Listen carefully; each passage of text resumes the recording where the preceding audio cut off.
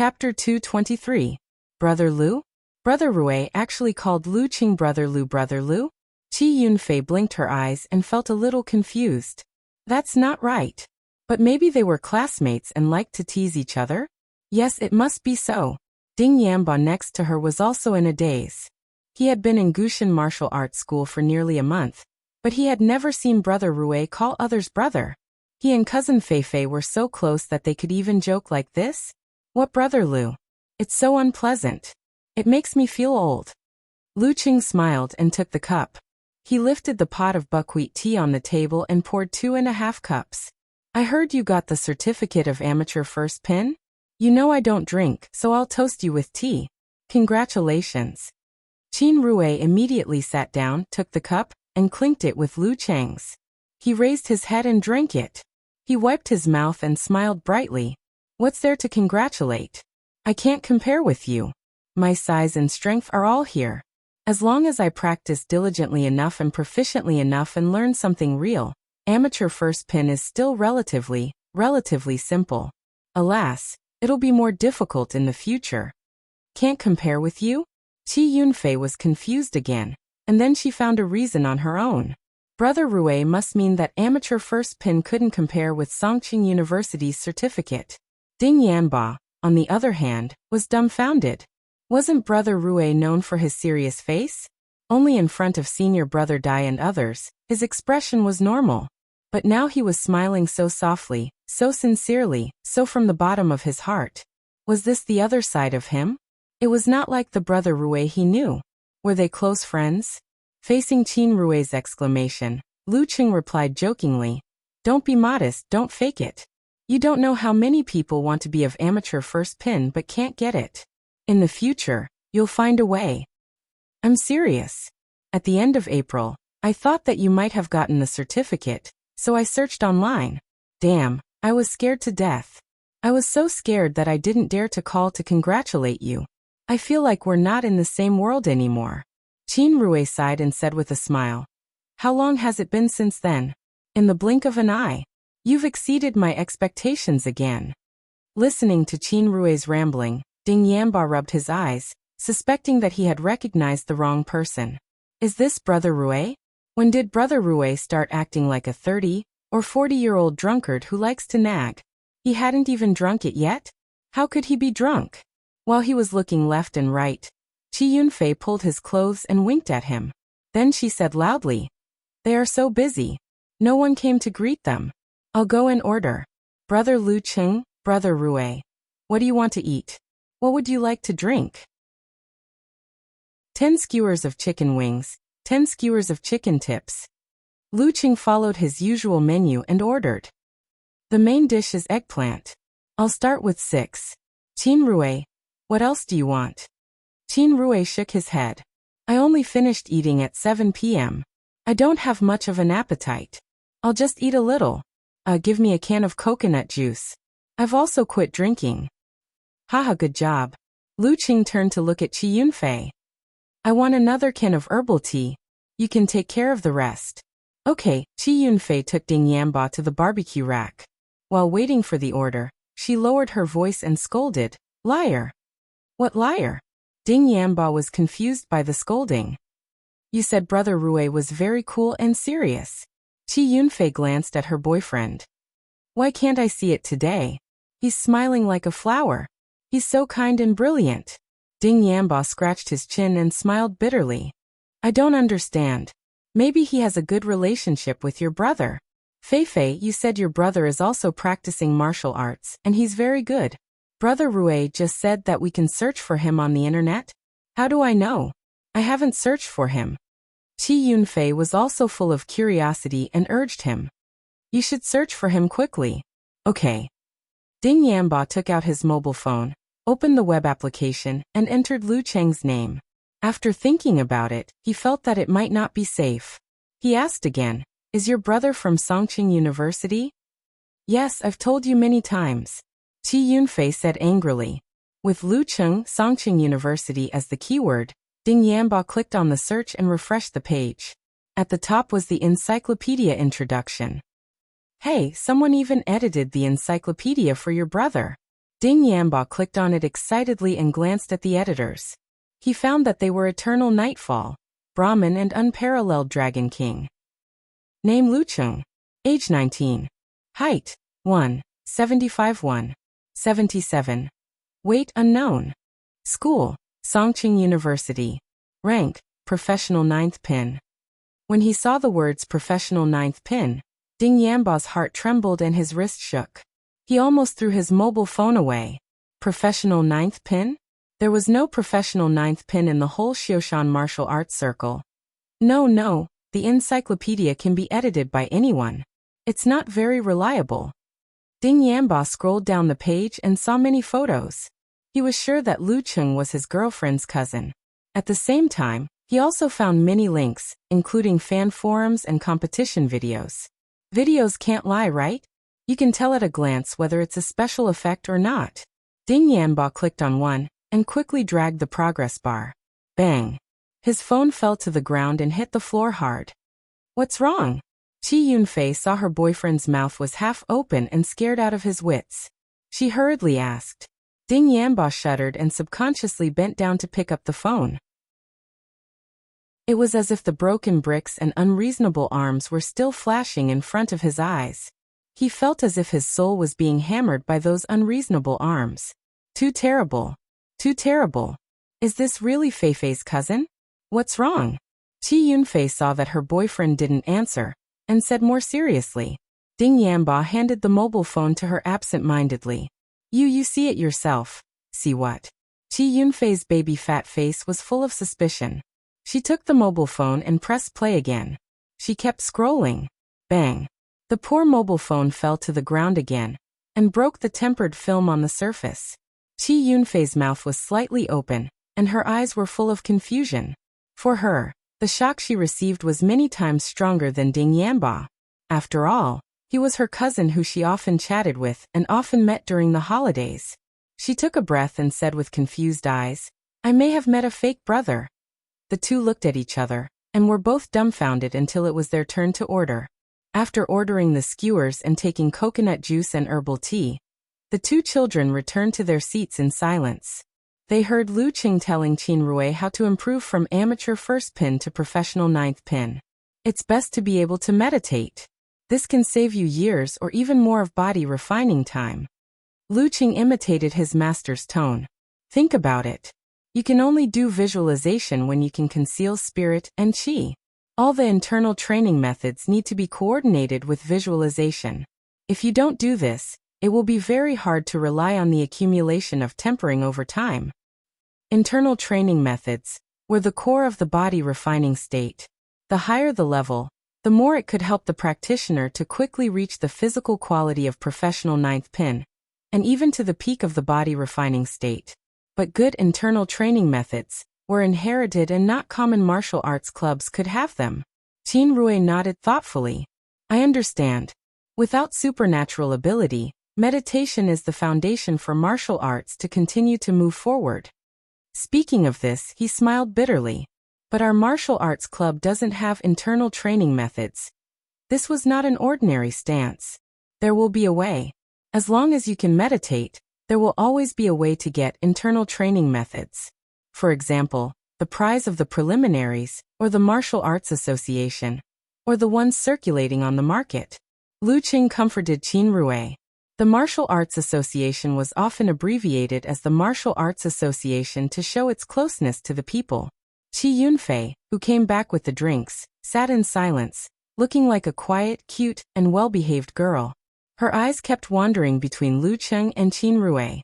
She saw that although her cousin's facial features didn't change, the overall outline was more angular, masculine, and handsome. She didn't look carefully before, but now that she looked at him, brother Lucheng seemed to have become more handsome and elegant. Lucheng felt Qi Yunfei's gaze. He touched his face and said with a little worry, Is there something on my face? Did Ku leave a mark of lip balm on my face again? No. Qi Yunfei sat upright, more honest than in front of her mother.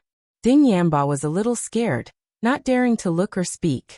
Lucheng took the drink, opened it for Qin Rui and handed it over. He laughed and said, Here to you again. Ding Yanba, I'm sorry to trouble you. He didn't know how to call his cousin's boyfriend. What are you talking about? I told you I wouldn't bother. Qin Rui clinked his can with Lu Qing and took a sip with a smile. Qi Yunfei rolled her eyes and pulled Ding Yanba, who was confused, and urged. Didn't you say you wanted to toast brother Lu Qing? Didn't you want to say thank you to him? What? Ding Yanba subconsciously wanted to refute, but his little girlfriend stared at him, so he nervously picked up the soy milk bottle and said, Brother Lu Qing, thank you for your help. Lu Qing clinked with him and took a sip. When he was about to speak, Qin Rui interrupted. Ding, it's your luck to know Qing. He can teach you a thing or two, and you'll be much better than us. Practice martial arts well, don't waste his good intentions. Yes, Brother Rui. Ding Yanba was not a fool. He understood Qin Rui's good intentions and quickly said to Lu Qing, Brother Lu Qing, I'll toast you again. This time, he gulped down the entire bottle of soy milk. Practice martial arts hard, don't let Feifei worry. Lu Qing smiled and said as a brother. Then he followed the topic and asked, Qin Rui, is your martial arts club recruiting part-time instructors? Qin Rui was stunned at first, then laughed and said, Of course. We're just worried that we don't have enough people. Do you want to come? I have nothing to do, because I'm on holiday. Practicing martial arts will cost a lot of money. Well, I don't want to trouble my family, so I want to find a part-time job to practice martial arts. Lu Qing said frankly. Good. We can't wait to have a master like you part-time. Qin Rui was pleasantly surprised. You don't know, but every summer many middle and high school students are sent here by their parents to practice martial arts for 2 months. They don't want anything but to strengthen their bodies. Haha, we have 10 to 20 summer classes every year. It's very relaxing. They don't want to be ranked, they just want to train. Chapter 224. This kind of class? Can't you just find a student with a fixed rank? What's there to worry about?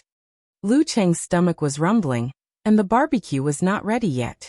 Qin Rui laughed and said, You don't understand, do you? Our summer classes are held 3 times a week for half a day each time. Different classes are arranged on a staggered basis. There are several levels of tuition fees. Randomly finding a student with a fixed rank to teach us is the lowest level. It costs 888 yuan for 2 months. Among the more powerful students, it costs 1,288 yuan. For inner disciples like us, it costs 2,088 yuan. Nominally, we are learning from my master. Not only is the fee, but we also need to have connections and background. That works? Lu Qing listened with great interest. The only discomfort was that his stomach was burning.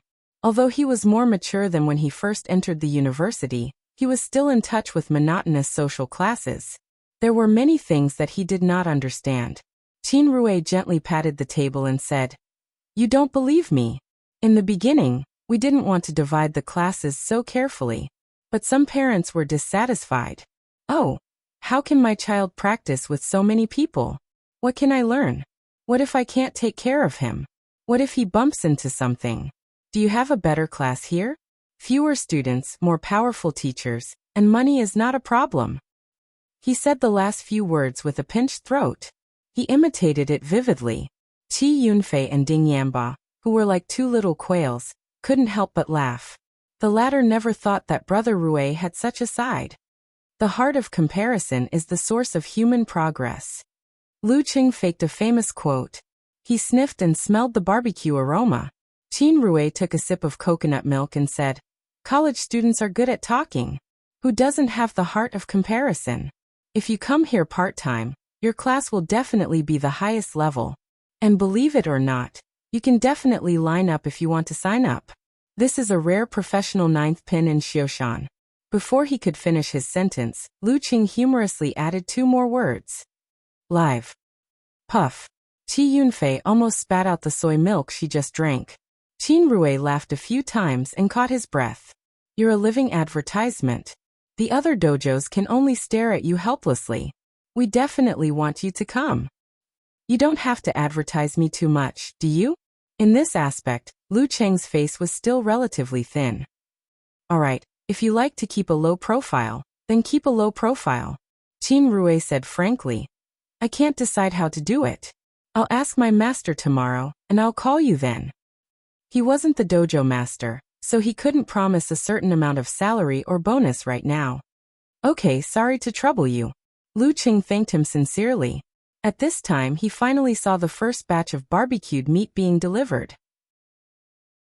After that he replied to Yenjika's messages, and chatted with Qin Rui about the recent situation of his high school classmates and the anecdotes of the martial arts circle in Xioshan. When he was full, it was almost 9:30 p.m. After paying the bill and saying goodbye, Lu Qing glanced at his cousin. Fei, it's getting late. Why don't you follow me back? Okay. Qi Yunfei nodded briskly. Lu Qing was surprised that she was so honest. He thought that she would dawdle and say a few words of resistance. Since when did the little devil become so easy to talk to? He didn't show his doubts and led the little girl to say goodbye to Qin Rui and Ding Yanba. They stopped the taxi and went straight to their own community. In the car, Qi Yunfei maintained a quiet and silent attitude, which surprised Lu Qing and made him wonder what happened to her. She was so lively and cheerful just now. Fei, what's wrong with you? You don't seem to be in a good mood. Lu Qing looked at the taxi driver in front and asked with concern. Qi Yunfei seemed to wake up from a dream and said, I'm a little sleepy after playing all day. I'm sleepy too. I didn't take a nap. Lu Qing covered his mouth with his hand and yawned. He smelled the strong smell of barbecued meat. After entering the community and returning home, he saw his mother, Qi Fong, as soon as he opened the door. You little bastard. Why are you back so late? Where did you go? Oh, why did you two come back together? Lu Qing smiled and said, We met on the road. Mom, why didn't you tell me Fei was here when I called you today? Qi Fong laughed and said, I was too busy and forgot. She sniffed and said, You smell like barbecued meat. You came back so late just to eat barbecued meat? Let me tell you, this kind of food is unhygienic. Who knows if the meat they use is good or bad? You should eat less. The familiar nagging and concern made Lu Qing unable to muster the slightest desire to talk back. He answered perfunctorily, Okay. Qi Fong said for a while and suddenly patted her head and said, Oh, I almost forgot to tell you. Chung, you sleep in the living room tonight. Give the room to your sister. Mom, is she my biological sister? It's my first day back. Lu Qing joked. Qi Fong walked back to the sofa and sat next to Lu Jisheng. She laughed and said, Only biological sisters dare to do that. Hey, Mom is getting sexier. Lu Qing laughed secretly and didn't hurry to pack up. He sat on the single sofa and planned to chat with his parents for a while. Qi Yunfei greeted him and went into the room. She found a change of clothes and went straight to the bathroom to take a shower. Lu Jisheng pushed his gold-rimmed glasses and looked at Lu Qing with a smile. Good, you are in good spirits. Practicing martial arts is very useful. Hearing this, Qi Fong came to her senses. She took a breath and carefully looked at her baby son. In the end, she said with a smile, If your dad didn't say it, I would have missed it. I was just looking at whether you lost weight or not. Good spirits, much smoother than your dad when he was young. Smoother was a Xioshan dialect which meant handsome. Why are you talking about me again? Lu Jisheng complained. He took a sip of tea and pondered for more than 10 seconds. Chung, is the cost of practicing martial arts very high? If you are short of money, although we are not very rich, we still have some savings. Lu Qing didn't expect his dad to ask about this. He was a little confused and subconsciously asked, Dad, why do you suddenly ask this? From the peak of body refining stage to the dance stage, he would need the help of medicinal decoctions and other things in order to train his martial arts to the finest detail. It was indeed a huge expense, but he had already made plans. Not only had he circled a provincial youth tournament at the end of July and the beginning of August, he had also planned to work part-time at the Gushin Martial Arts School. Together with the more than 20,000 yuan he had left from before, it should be enough. Lu Jisheng smiled bitterly. Your dad has been a blockhead all his life. He only cares about his own things and doesn't care much about other things. After knowing that you are going to walk the path of martial arts, he wanted to do some research, but found that he was useless. He didn't know anything. He could only watch TV and ask the young people in our factory. They all said that there is a threshold from professional 9th pin to professional 8th pin. And it will cost a lot of money. I thought that since you called your mom to tell her that you got the professional 9th pin certificate, you should have reached this threshold, right? Lu Qing had noticed that his parents didn't ask him much about martial arts, so he thought that his family didn't oppose or support his practice of martial arts. Who would have thought that they had been quietly concerned about him, asking about him, and preparing for him? That kind of love was silent without complaint or regret. Phew. He exhaled and forced a smile. Dad, Mom, don't worry. Didn't I get the prize money from the tournament?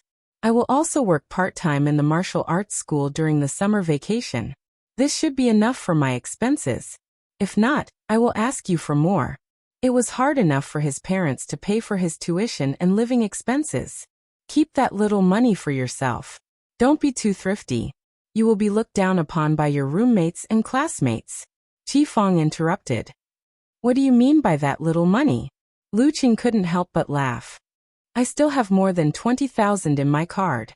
He only told his mom that there would be a bonus for the preliminaries, but didn't specify how much. Qi Fong naturally thought that it was a small amount of 800 to 1,000. More than 20,000? Qi Fong opened her eyes wide and Lu Jixing couldn't help but push his glasses. Damn, I accidentally exposed the amount of my private savings. Lu Qing quickly smiled and said, That's right. With your son's current ability, it's very easy for him to earn a few thousand yuan. You should save your money and strive for a bigger house. I can't sleep in the living room every time my cousin comes, right? Qi Fong laughed so hard that her eyes could not be seen. Look at what you're saying. Aya, this child is capable. Lu Jixing took another sip of tea and heaved a long sigh. Your mom was right. You are indeed more capable than I was when I was young. Lu Qing smiled slightly. This is called the student surpassing the master.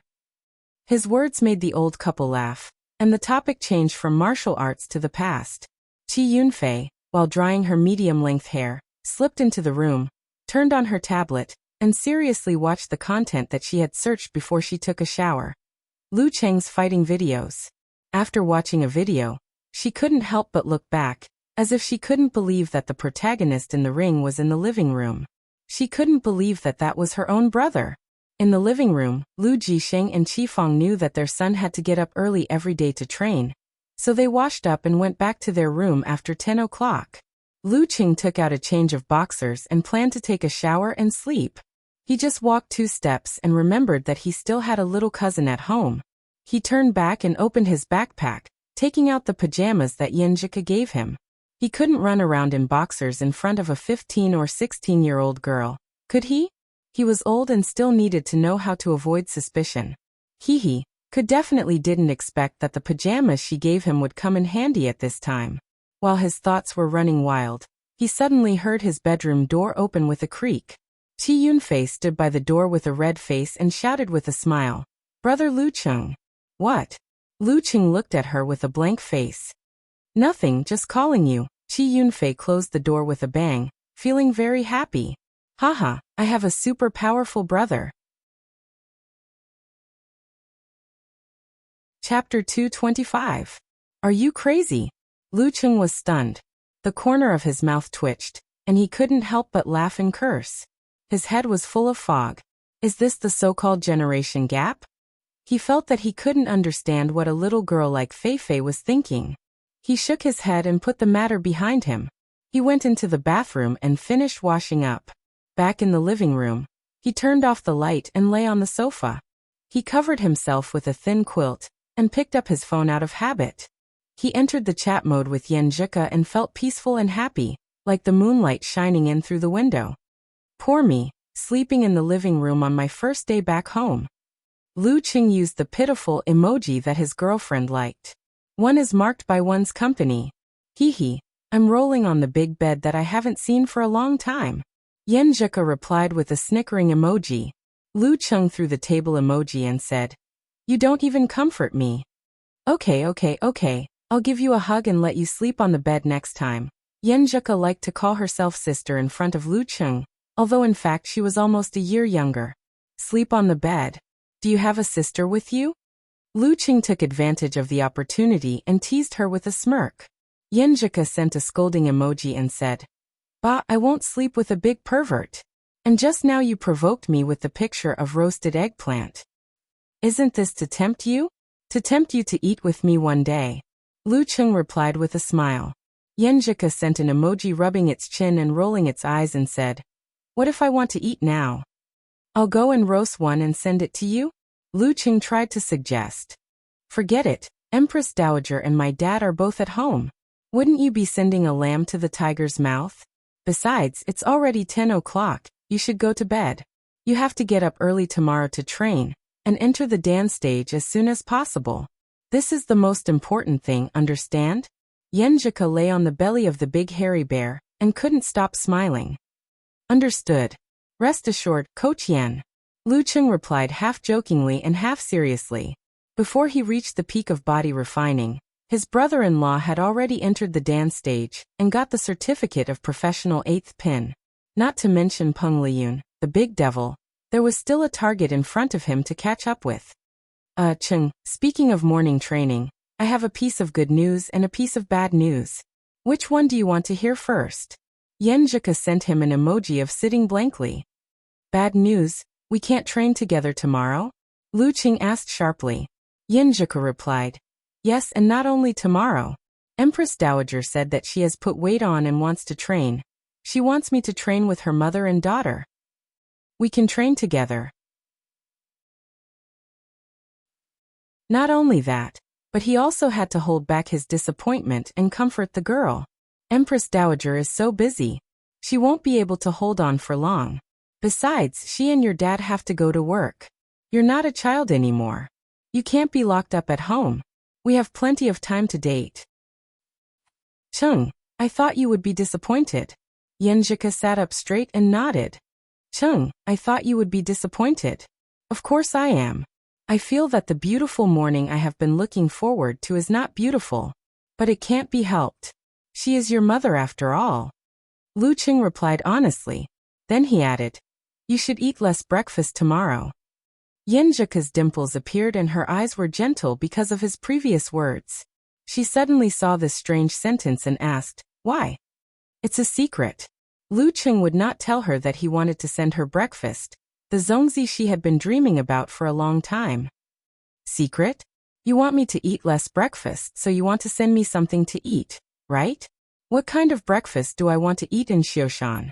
Yenjika sent a "there is only one truth" emoji. "Well, you want to send me that zongzi?" Lu Qing replied. "You are so smart.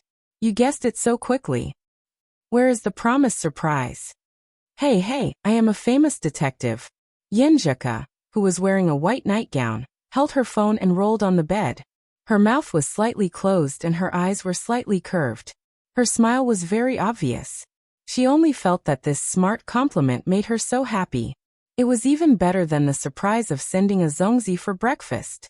This was not only the reflection of the reasoning ability, but also the understanding and tacit understanding between the two parties. After laughing for more than 10 seconds, she said, "But my dad is going to make breakfast for me tomorrow. I haven't tasted his cooking for almost a year. I have to go to my grandpa's house tomorrow night and accompany my grandpa the day after tomorrow, so I can only do it the day after tomorrow."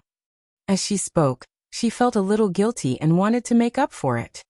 "Okay, then the day after tomorrow morning." Lu Qing exhaled. Sure enough, he could not be with Ka every day. Yenjika replied, "I will come to see you when I am free. I can also go to see you." Lu Qing adjusted his mood and said with a snicker, "By the way, what is the good news?" "Good news?" Yenjika chuckled and leaned on the pillow. She rolled her eyes and a faint blush appeared on her cheeks. She bit her lower lip with her pearly white teeth and slowly typed on the keyboard on the screen. "The good news is, Chung, I am starting to miss you." Lu Cheng's heart was hit and became unusually soft. He smiled faintly and replied, "I'm sorry. I miss our cuckoo too." At this moment, he only felt that the moonlight was peaceful and the night was gentle. Time flew by and it was already 10:30 p.m. Lu Cheng said goodnight to Yenjika and posted the picture he had taken at the barbecue on Weibo, along with the caption, First meal back in Xioshan. He did not like to do these things. He only updated once every 10 days or half a month. After posting, he logged out of QQ and put his phone aside. He enjoyed the peace of the night and the affection shown by Yenjika just now and fell asleep contentedly. The next morning, he woke up naturally and quietly finished washing up. After changing into the navy blue martial arts suit, he unlocked his phone screen and logged into QQ again. He sent a message to Yenjika with a laughing emoji. The handsome one is up. The beautiful one is sitting on the bed. Yenjika replied with an emoji with circles in its eyes. After chatting for a while, Yenjika struggled to get out of bed. Lu Qing glanced at the replies he had received yesterday. Fatty Jiang was the first one. Qing, you are not at home on your first day back in Xioshan? Or are you not at home again? Hee, I am on the train today and will arrive in the evening. Remember to treat me to dinner. A man with a girlfriend must treat to a big meal. Lu Qing was about to reply to him and say something like, a fat man shouldn't think about a big meal. But he saw other replies from the corner of his eyes. Qing Chili replied with a shocked emoji. What? Qing, you have a girlfriend? Qin Rue replied with a shocked emoji. Qing, when did you have a girlfriend? Is she your college classmate? Qiu Hailan replied with a laughing emoji. I didn't expect you to solve the problem of being single in your first year in college. Chao Lele, who was sitting at the same table, replied with a smile. I didn't expect it either. This is not the Lu Qing I know. When will you show us what your girlfriend looks like? Damn, Brother Lu, a barking dog doesn't bite, right? I am still single. Tao Xiaofei jeered behind them. Lu Qing was in a daze. There was only one thought echoing in his mind. Damn it, Fatty Jiang is such a big mouth. After a round of training, Lu Qing consolidated the realm of the peak of body refining. He recalled the conversation with his master before leaving school. The meaning of withdraw must be understood through the process of integrating the strength of the whole body into one. Otherwise, it will be a rootless tree without a source of water. This is why you can't practice it in advance until you reach the peak of body refining. Gizershur said as he drank a mouthful of wine happily. Lu Qing was surprised and blurted out. Master, you used the words so well. So cultured, Gizershur smiled proudly and said. That's what my master told me. Hey little brat, can't you grasp the key point? Don't think that the dance stage is easy just because you've mastered meditation and can look inward. After all, this is the first threshold on the road of martial arts. I won't say more. I'll just give you 10 words. Human body Big Dan, round and bright. Next, you have to figure it out by yourself. If you can't figure it out, you can ask me again. That's it. Lu Qing felt like he had a fake master. What else do you want? Everyone has their own characteristics and personality. It's not good to rely on your master to pull you along, unless you plan to never surpass your master for the rest of your life. Besides, don't you want to mix in the things of cultivation? I can't teach you everything. From now on, you have to learn to figure it out by yourself. Gizershur said seriously. Anyway, you can call me if you have any questions. But don't expect me to explain everything to you. Yes, master. Lu Qing nodded thoughtfully. A breeze blew. The morning at the end of June was not hot, but Lu Qing just did the same training as before. He didn't add anything new because he hadn't bought the herbs to make the decoction. He hadn't tried to unify the strength of his whole body. When he finished training and returned home, he had breakfast. Ignoring Qi Yunfei, who slept until noon, he took the decoction list from his master and went straight to the best pharmacy in the city, Jishan Hall. Outside Jishan Hall, Lu Qing was about to enter when he heard his phone ring. He took it out and saw that it was Qin Rue, so he chose to answer. Hello Qing. My master is very happy to hear that you want to work part-time. Qin Rue came straight to the point. He said there are 2 ways to work part-time and you can choose. Well, go ahead.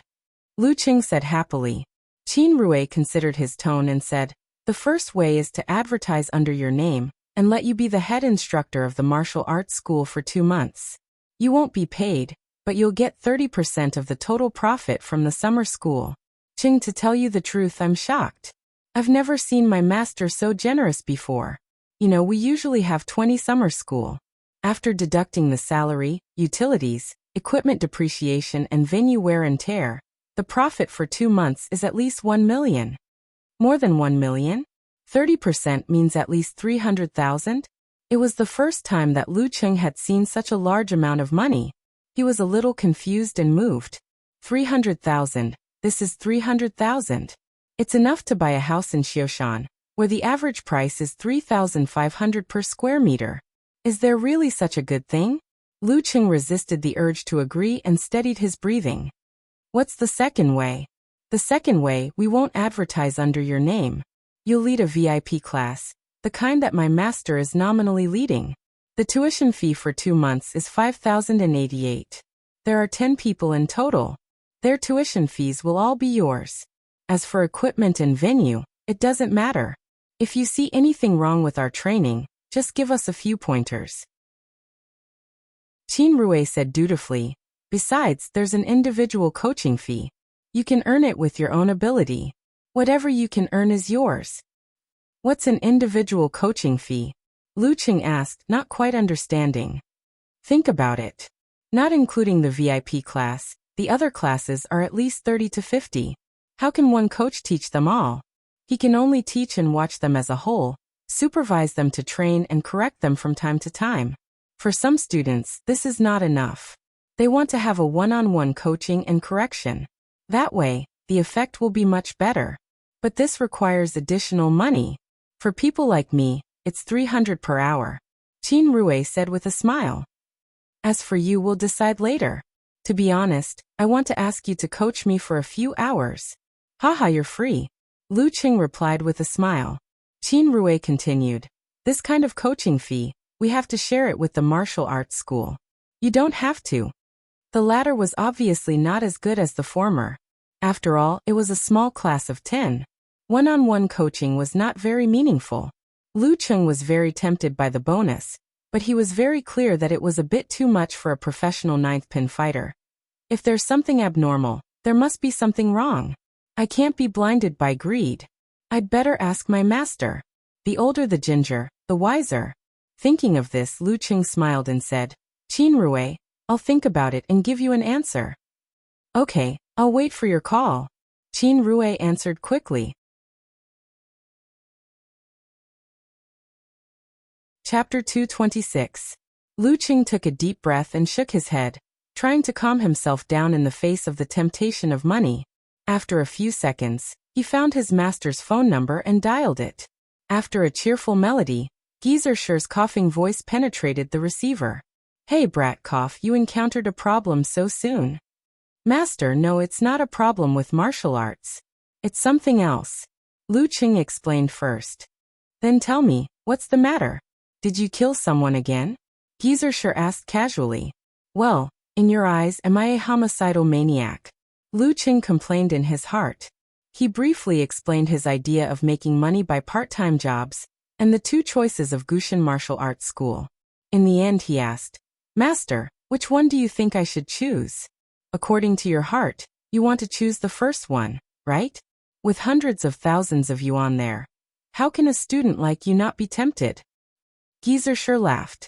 Lu Cheng sighed and answered, I'm tempted, but I feel a little guilty and a little scared. I'm not worth that much money. A normal part-time job of professional ninth pin is only worth about 10,000 yuan a month. Even if it's a scarce resource in Xioshan, it's a bit exaggerated to double that amount, not to mention hundreds of thousands for 2 months. There's no such thing as a free lunch. The greater the profit, the greater the risk. At least you're sober. Geezer Sher laughed.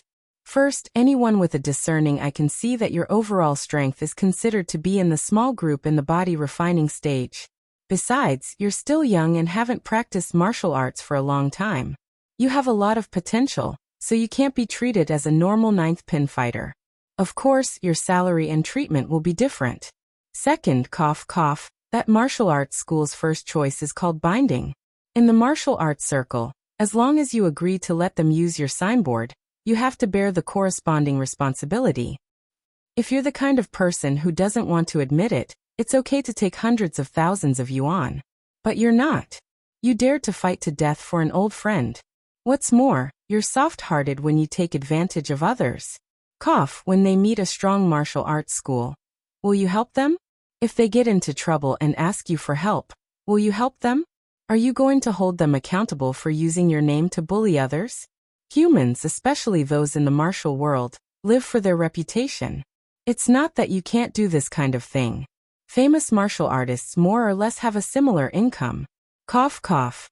But you have to polish your eyes and see clearly the other party's background and character before you make a decision. Otherwise, you might be dragged into the water one day and still not know what's going on. Now ask yourself, are you willing to live and die with that dojo for a few $100,000? Of course, this is an exaggeration. Just understand what this old man means. Luqing asked himself silently. He thought for a while and said, I understand, master. I know what to choose. The bigger the shoulders, the bigger the burden.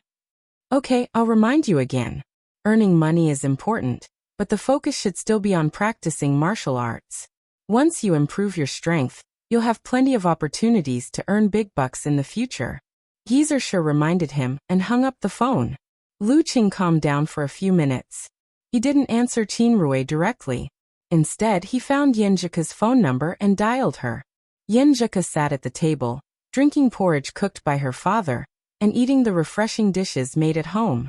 She chatted with Empress Dowager and others from time to time. She was very happy. At this moment, the phone beside her buzzed and vibrated continuously.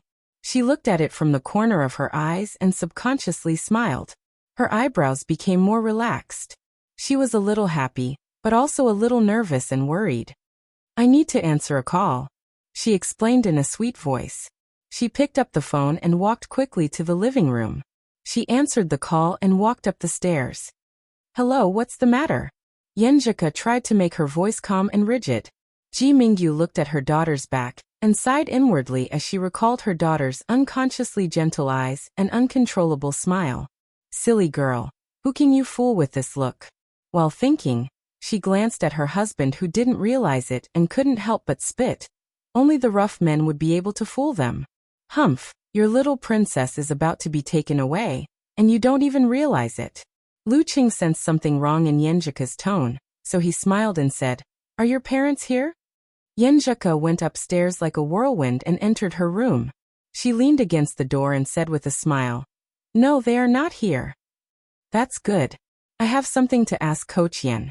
Luqing walked a few steps to the side, so that he wouldn't block the door of Jishan Hall. Yenjika's sweet dimples appeared. She said with a smile, Go ahead. I'll give you some advice. Judging from Cheng's tone, it shouldn't be a bad thing. Didn't I say that I wanted to work part-time in the martial arts club? I asked Qinrui for help. His master welcomes me very much. Luqing told the whole thing to his girlfriend. Yenjika listened attentively with a smile on her face. She liked Luqing's habit of discussing with her in advance. It made her feel a deep sense of participation and companionship. She also knew that Luqing was not a person without his own opinion. On the contrary, he was very decisive at critical moments and could be relied on. I think Coach Sure is right. Chung, you don't have to be so involved with the martial arts club in Xioshan. Yenjika chose her words carefully. I heard from Uncle Xing and my mother that martial arts clubs in small places like Xioshan are more or less related to the underworld. It's easy for you to get involved with them. My father likes to read some ancient books. His favorite saying is that there are some things to do and some things not to do. Luqing originally wanted to find out the background of Gushin Martial Arts Club through Yenjika. After hearing her words, he became more determined and no longer hesitated. Well, I'll listen to Coach Yen and choose the second option. My father-in-law seems to be very meaningful. Well, this is different from praising my master. Yenjika chuckled and was very satisfied. She asked, Did you buy the herbs? In front of the pharmacy. Luqing laughed. Which pharmacy? Yenjika rolled her eyes and asked with a smile. Jishan Pharmacy. It's said to be the best pharmacy in Xioshan. The ingredients are all authentic. Luqing was happy to chat with his girlfriend. Yenjika pursed her lips and smiled. I can guarantee that. Don't you think it sounds familiar? Why does it sound familiar? Luqing was confused. Yenjika snorted. Have you forgotten? Empress Dowager's surname is Ji. I only know that Empress Dowager is called Empress Dowager. Lu Qing joked. What a coincidence. I can't believe I'm in a pharmacy under Empress Dowager's name. Yan Zhika was afraid that Lu Qing would feel inferior, so she quickly explained. My father is a poor doctor. When Empress Dowager came to Xiushan, she had nothing to do, so she worked part-time as a private trainer and tried to start a business. After a long time of hard work, the company grew up little by little. When I was young, I lived in the family compound. It was much more lively than it is now. I met uncles and aunties on the street, and everyone wanted to pinch my face. Haha, it's like my neighborhood. Lu Qing had expected his girlfriend's family background. He didn't care about it now and smiled. I thought you were sick when you were young. You didn't have any fat on your face. I still have some baby fat. Yan Zhika answered shyly. She felt that her boyfriend didn't have any grudges and was still confident. When a couple in love started chatting, they could talk nonsense for a long time. When Ji Mingyu urged Yan Zhika to leave, she reluctantly said goodbye to Lu Qing. She spent the morning with her parents and the afternoon with her grandfather in Zhengke County, which was part of Xiushan. Lu Qing held the hot phone and called Qin Rui back without hesitation. Cheng, have you made up your mind? Qin Rui asked happily. His classmate worked part-time in the martial arts club as a powerful professional ninth pin fighter, which made him look good in front of his seniors and juniors.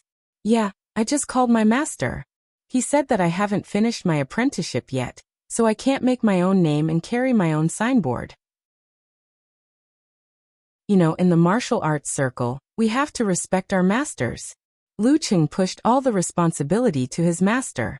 After saying this, he felt a little lost. 300,000 yuan. His dad worked hard for most of his life, and didn't even save that much money. Forget it. In life, there are things to do and things not to do. Got it. Qin Rui agreed. So you chose the VIP class? I'll tell my master now.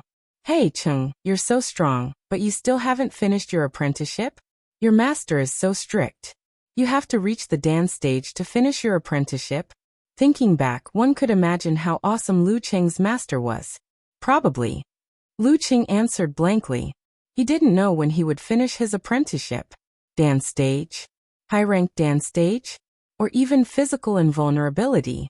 After waiting for a few minutes, Qin Rui called back and said with a smile, my master said no problem. When are you free today? Can you come over and finalize this matter? Okay, I'll come over in an hour. Lu Qing exhaled, relieved that the matter had been settled. He hung up the phone and entered the Jishan Hall. According to the weight of the 7 posts, he bought bags of herbs and spent more than 1,700 yuan. 1 week's worth of herbs will cost more than 1,700 yuan. In 2 months, it'll be 15,000. Lu Qing did a rough calculation and was tongue-tied. He felt that the cost of breaking through to the dance stage was not small. And this was under the premise that he could train his whole body's strength to be as one in 2 months. No wonder Ko always asked him to save the money. Because he wanted to keep the formula a secret, he didn't choose to ask the pharmacy to brew it for him. Carrying the bag, he went home first and then went straight to the Gushan Martial Arts School. When he arrived at his destination, he paid the taxi fare but didn't rush in. Instead, he tidied up his clothes and flicked the dust and hair. After today, he would go in and out as a coach. He had to pay attention to his image. Chapter 227.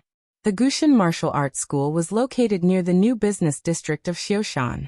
It had a quiet and elegant environment, and it had an old 3-story building. Lu Qing tidied up his appearance, walked through the trees, and opened the door. He found Qin Rui waiting for him at the front desk. You're early. He greeted him happily. Lu Qing patted his arm and joked. I'm not familiar with Xiushan. I can't even estimate the time of the bus ride. Haha, Xiushan changes every half a year. Everywhere is being renovated. Qin Rui replied and led Lu Qing inside. After entering, Lu Qing found that the Gushan Martial Arts School was really big. The training ground on the first floor was several times bigger than the Hongluo Martial Arts School he had been to before. It was cleverly designed and divided into 7 or 8 areas. Some areas were noisy and crowded, while others only had 11 or 12 people practicing martial arts seriously. Noticing Lu Cheng's gaze, Qin Rui introduced with a smile. Isn't it big? My master always says that this place is his proudest and most regrettable place. Proudest and most regrettable place? Lu Qing asked. Qin Rui pointed at the training ground and said, This used to be the workers' club of the three-machine factory. It was sold during hard times and was bought by my master who was looking for a place to open a martial arts school. That was many years ago, and there was no concept of housing prices. But my master spent most of his savings to buy the equipment and equipment. He really borrowed a lot of money. But now, look at the surrounding housing prices. They have increased by more than 10 times. It's the most valuable and best asset of our martial arts school. So that's what he's proud of. Lu Qing couldn't help laughing. He didn't think about it at all. Who would have thought that the proudest thing of a martial arts school was real estate investment? He asked curiously, Then why is it the most regrettable place? Qin Rui couldn't help but laugh. At that time, my master was still young and full of ambition. He wondered if he should leave Xiushan and open a martial arts club in Gaofun. Later, when he had the opportunity to buy such a big house, he gave it up. A professional ninth-pin martial arts club could only make a splash in Gaofun. He would be suppressed by others even if he raised his head. It was better for him to stay in Xiushan and be a local tyrant. Now, thinking about the housing prices in Gaofun, my master talks about it every day and every month. Not to mention buying a house in Gaofun. A decent martial arts school is enough. Even the demolition alone is enough to make him not to worry for the rest of his life. Why is it always about the appreciation of the house? Is this something that a martial arts school should pay attention to? Lu Qing couldn't help but laugh. After turning a corner and walking a few steps, Qin Rui led him up the stairs and all the way to the third floor. The lighting here was rather dim, with long corridors and doors. Qin Rui didn't explain much. He looked a little nervous and solemn. He strode to the innermost part of the room and knocked on the door gently and rhythmically. Knock, knock, knock. Knock, knock, knock. After 2 knocks, a slightly hoarse voice came from the inside. Come in. Qin Rui unlocked the door and pushed it in, allowing Lu Qing to see the scene inside.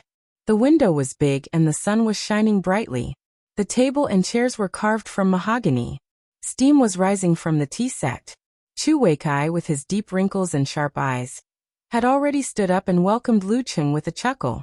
Seeing you in person is better than hearing about you. Young friend, you are full of spirit and vigor. You really brighten my eyes. Qin Rui and Lin Feng have been praising you in front of this old man. I didn't believe them at first, but they showed me the videos of your recent matches. Wow, a young hero. Xiushan has never had a mighty one in the physical invulnerability stage in its history. Maybe you can make up for it. He spoke like an old-fashioned Jianghu man. Lu Qing had originally thought that he could handle such situations calmly. However, after being praised by such an experienced Jianghu veteran, he suddenly felt a little helpless and did not know how to respond. He could only say modestly, "You're too kind." After exchanging a few pleasantries, Chu Wei let Lu Qing sit in the guest seat. He poured himself a cup of kung fu tea and said with a smile, "Qin Rui has already conveyed your intentions. This old man can understand your master's mentality very well. If these unworthy disciples of mine go out, I will definitely warn them again and again to not let them use the signboard recklessly before they achieve anything." Qin Rui and Dai Linfeng didn't sit down. Instead, they stood on either side of Chu Weikai. It was obvious that the master-disciple relationship in Gushan Martial Arts School was more old-fashioned and solemn, unlike Lu Qing, who often joked with Gizershur and sometimes even made fun of him. Of course, the main reason for this was that Gizershur himself was not serious. Without waiting for Lu Qing to answer, Chu Weikai picked up the Yixing clay teapot and poured him a cup of fragrant tea. "Try it. This is the Mongolian wild mountain tea that I asked someone to bring back. It's not worse than Ningshui's Maojian green tea." The water was light yellow and moist. Lu Qing took a sip and felt a strong bitterness. Following that, the taste buds on his tongue seemed to have come alive, throbbing with layers of sweetness. The aftertaste was endless. Good tea. He didn't know anything about tea, so he could only give a superficial compliment. Chu Weikai smiled reservedly and said, "There are now 3 VIP classes. I'm old, so I usually just look around and give a few pointers. Most of the time Lin Feng is in charge. There are 2 classes that come every holiday, and Lin Feng is more familiar with them. I'm afraid they won't be able to adapt to a sudden change of coach. I can only give the remaining class to you first, and then we'll recruit another one. This class is every Monday, Wednesday, and Friday from 9 a.m. to 12 a.m. Are you okay with it?" "No." Lu Cheng thought for a while and added, "What if I have something to do at the last minute? Find someone to fill in for you, or change classes." Chu Weikai waved his hand and asked Dai Linfeng to take 4 sheets of white paper from the desk. "I know it's your first time as a part-time coach. I was worried that you would be worried, so I specially asked Linfeng to make a contract. Words are not proof, so it's just black and white. Look, the contract is very simple. They didn't ask a lawyer to make it. They made it so fancy that even an old man like me can't understand it." The 4 sheets of white paper meant that there were 2 copies of each one. But there were only 2 copies of the real contract. There were about 7 or 8 clauses, mainly stipulating a few things. First, the payment method. Before starting the part-time job, Lu Cheng would be paid 10,000 yuan, 20,000 yuan at the end of July, and the rest would be paid on the day of the summer break. Second, there would be no commission for individual coaching fees. Third, Lu Cheng would be responsible for any problems caused by physical punishment. Lu Cheng looked carefully. After confirming that there was nothing ambiguous, he smiled and said, "I have no problem with it. Okay, let's just sign it."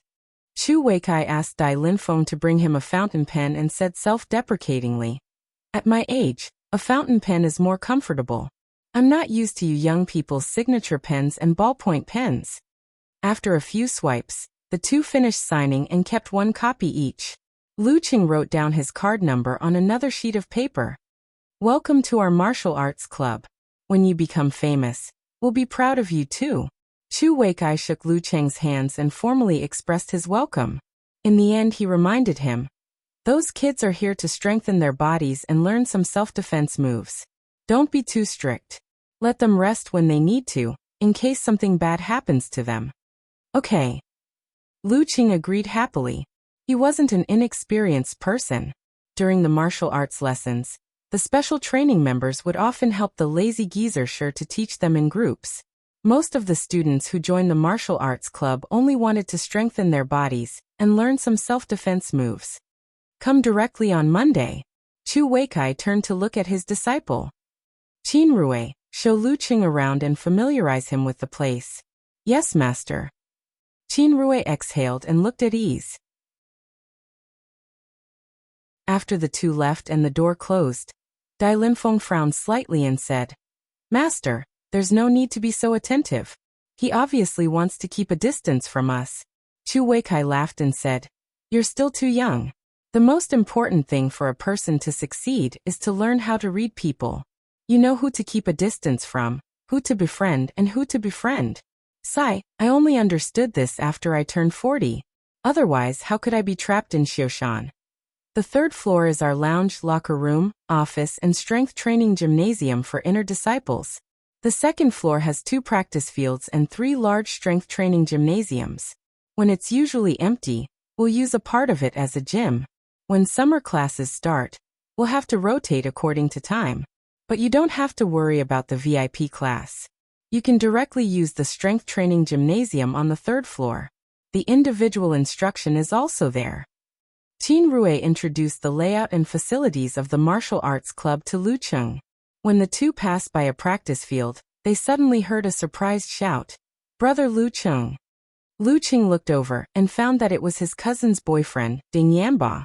He was a long-term student and was walking and standing with 7 or 8 other people. "Practice hard." Lu Cheng smiled and encouraged him. Qin Rui put on a serious face and corrected the irregular movements of several students. This was the group he was in charge of.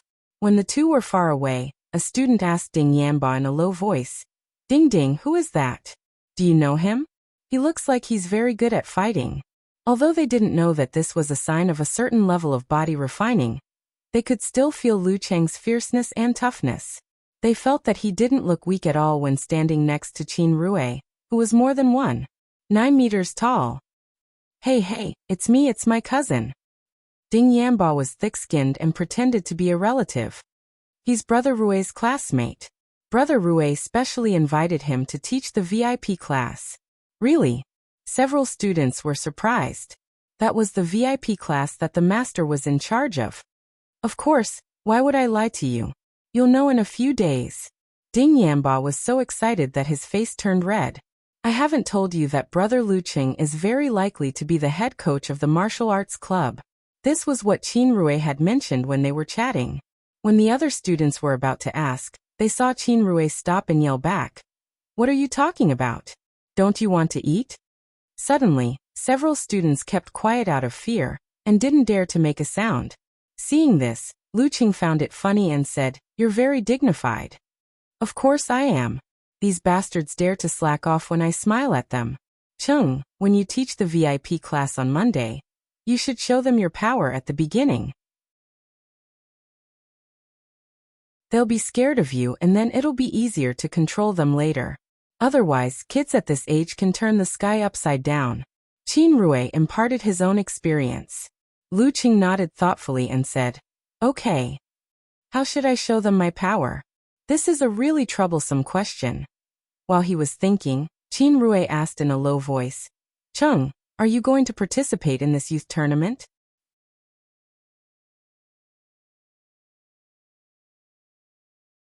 Chapter 228. Lu Cheng was still thinking about how to show off his power. He wondered if he should bring a rock over and smash it with a single whip in front of those kids. However, he also felt that it would be too deliberate, too forced, too pretentious, and too ungraceful of a master. While thinking, he heard Qin Rui's question. He was stunned for a few seconds before he recovered. I'm going to participate, but I don't know if I can register. The full name of the youth tournament was the Third Youth Champion Tournament of Xing Province. It was held once every 3 years. The registration requirement was to be a martial artist under the age of 26 from the province. Because of the saying, if you can't achieve physical invulnerability by the age of 30, you'll never be able to achieve physical invulnerability. Lu Cheng's age definitely met the requirements, but the problem was that his household registration had been moved to Songqing University, where he participated in the ranking event. It was still a question whether he could be considered a martial artist from the province. This made him a little uncertain. He considered asking his master for help if he really couldn't get in. Anyway, the address on my ID card is still Xiushan City. Registration. Qin Rui was confused. He, who had never gone to college, couldn't imagine how Chung, who was born and raised in this place, wasn't a martial artist from his province. Until Lu Cheng explained it to him, he suddenly understood. He laughed and said, Don't worry, it's simple. If you can't register yourself, you can go through our martial arts club. Didn't you read the supplementary rules? Martial artists from the province, including those who work in the province, can register through their company or unit. Then I'm relieved. Lu Cheng was relieved and showed a sincere smile. This was the challenge tournament that he had carefully selected. It perfectly met the requirements of having a lot of money, being at the right level, and not having to travel too much. As for other competitions, there were some good ones. For example, the Battle of the Kings, which started in mid-August every year and ended in early April next year. Even if Lu Cheng wanted to participate, he would still be beaten up badly. He didn't have the strength to get the prize money at all. The Youth Martial Artist Championship competition of Xing Province was jointly organized by the provincial government and the Provincial Martial Artist Association. At first, it was intended to be a benchmark to encourage young martial artists to work hard and change the image of a weak province. However, after the competition started, they found that the viewership ratings were quite good. After all, the fighting styles of physical invulnerability experts and high-ranked dance stage experts were very different from low-level fighting with bare hands and feet. Many of the audience liked to watch thunder and fire, but they also liked the feeling of blood boiling when fists hit flesh. Therefore, after the first batch, there was a second batch, and then a third batch. With the rise of live streaming, the broadcasting fees increased rapidly, and so did the prize money. This year, the plan announced was that the top 32 would be given a prize money circle. It was not a progressive system. The champion would get 600,000 yuan. The runner-up would get 350,000 yuan. The third and fourth would get 200,000 yuan. The remaining 4 in the top 8 would get 100,000 yuan. The remaining 8 in the top 16 would get 50,000 yuan each. And the remaining 16 would get 10,000 yuan each.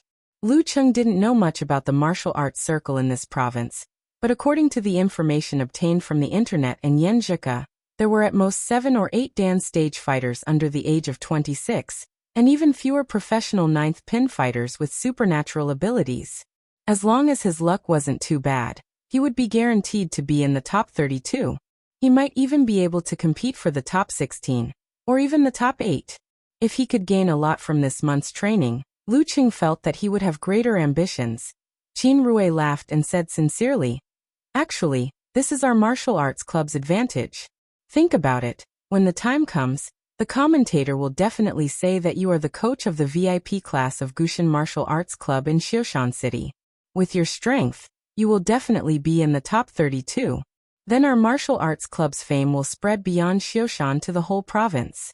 Hehe, maybe you will even be on the Xing province young fighters roll call." Lu Cheng had looked up the information about the youth tournament, so he naturally knew what the roll call was. It was a summary program of the youth tournament that Xing Province Satellite TV imitated the ancient customs. Only the top 16 fighters and outstanding fighters in certain aspects would be invited for an interview, and then they would be given a nickname they made up on their own. Most of the time it would be very melodramatic, such as Little White Dragon, Ultimate Boxing King, and so on. Because he would always associate it with the Donglin roll call, Lu Qing didn't have the slightest interest in it.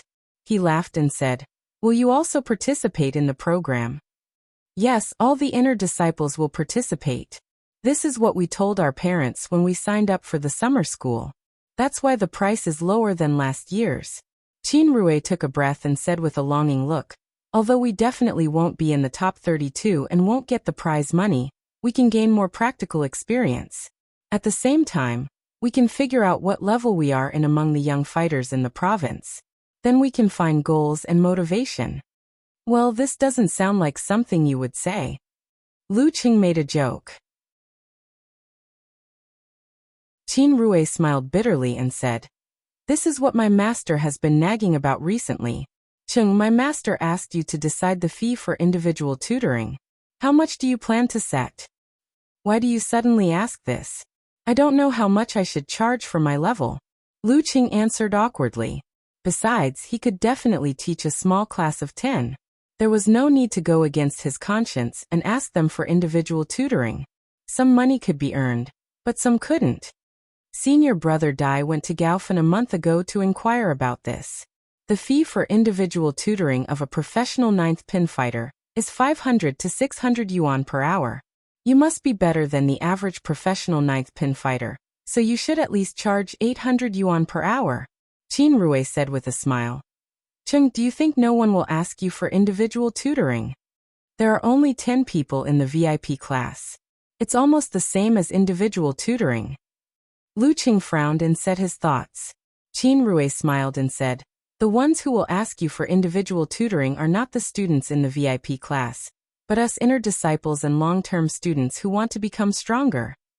This kind of individual tutoring definitely did not involve the teaching of martial arts, so each person could solve many problems in 1 or 2 hours. There was no need to ask frequently. "I see." Lu Qing finally understood that he was a real discerning person. So he smiled and said to Qin Rui, "Anyway, it's free. Those kids in the VIP class who only wanted to strengthen their bodies would never understand the value of a top professional 9th pin fighter. No, it's too embarrassing to ask for free. How can I face you in the future? Just give me a classmate discount." Qin Rui beamed and said, "I've booked 2 hours of individual tutoring next week. I have to prepare for the youth tournament." "Okay, a classmate discount of 30%. I'll call you when I'm free." Lu Qing could understand Qin Rui's mentality of not wanting to take advantage of others, because he was the same kind of person. In fact, he knew that Qin Rui didn't earn much. Since he was in his own teacher's martial arts club, the cost of practicing martial arts was borne by his teacher, so his corresponding salary was much lower than the normal standard of an amateur first pin fighter. It was said that his monthly salary before was 2,000 plus commission for individual tutoring. After he got the amateur first pin certificate, his salary increased by 1,000. Among the inner disciples, Dai Linfeng only had a basic salary of 3,500. Of course, in a place like Xiaoshan, it was not bad. Qin Rui was in a good mood, so he asked casually, "You don't have to visit relatives during the summer vacation, so you should be quite free. Hee, are you going on a date with your girlfriend?" Lu Qing laughed and admitted it. Anyway, Qin Rui already knew that he had a girlfriend. It's all because of Fatty Zhang's big mouth. At this time, the two of them walked back to the first floor. Instead of continuing the topic, they walked toward one of the summer classes. There were only 5 classes of summer students in the gymnasium at the same time. This was the limit. Any more and it would affect the long-term training of the students. As they walked, Qin Rui suddenly felt that something was wrong, because he didn't think about what he had just asked. Cheng found his girlfriend when he was in college. How could he date during the summer vacation? I just asked casually, and he admitted it? Is he going to send her thousands of miles away? Maybe she's from the same province. Maybe she's from Xiaoshan. The more he thought about it, the more he was interested in gossip. He planned to ask someone later to see if there was anyone else in Xiaoshan studying in Songcheng. Su Rongfei, the inner disciple, looked helplessly at the summer class students who were all over the place in the horse stance. He put on a stern face and was about to lecture them when he suddenly saw Qin Rui walking over with a young man in a slim t-shirt. The more he looked at him, the more familiar he felt this young man was.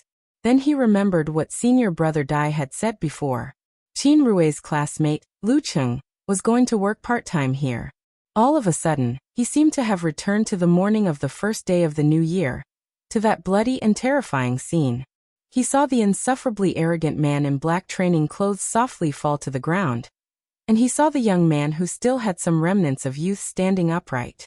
Yet now he had already shed his immaturity and was no longer a youth. He slowly walked in front of her. Su Rongfei subconsciously straightened his body and greeted him respectfully. "Brother Cheng." "Just call me Lu Cheng," Lu Cheng said with a smile. "You call me Brother Lu better than Brother Cheng. Don't you know the 2D world?" As he spoke, he glanced at the 30 boys and girls who were brimming with childishness. He felt their excitement for the first time. Practicing martial arts was still a barbaric thing for the kids. Before the hardships, it would be full of fun.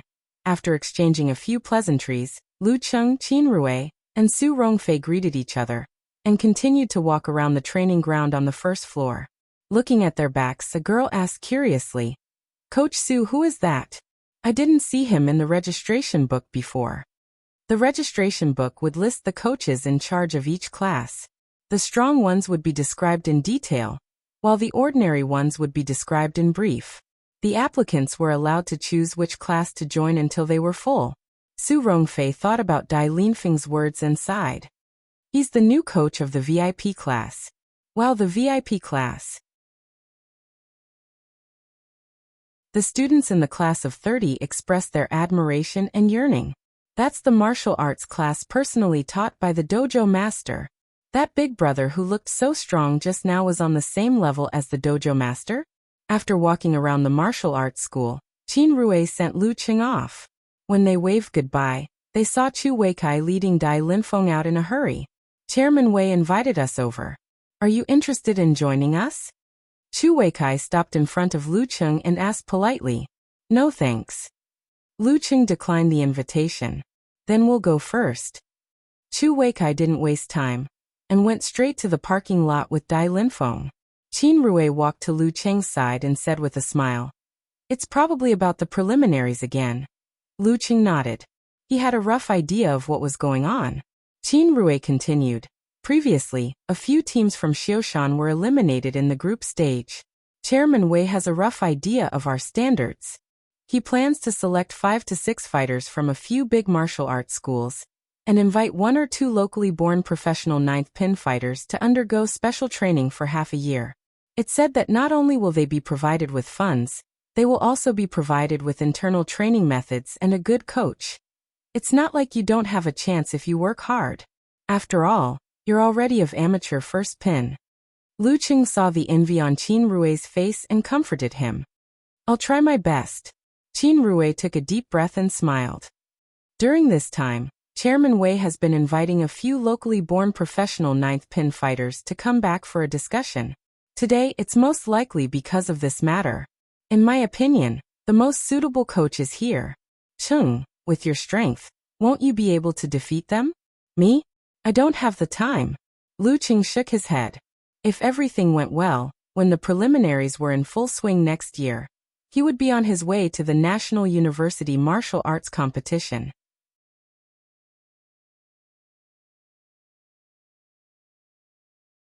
Chapter 229.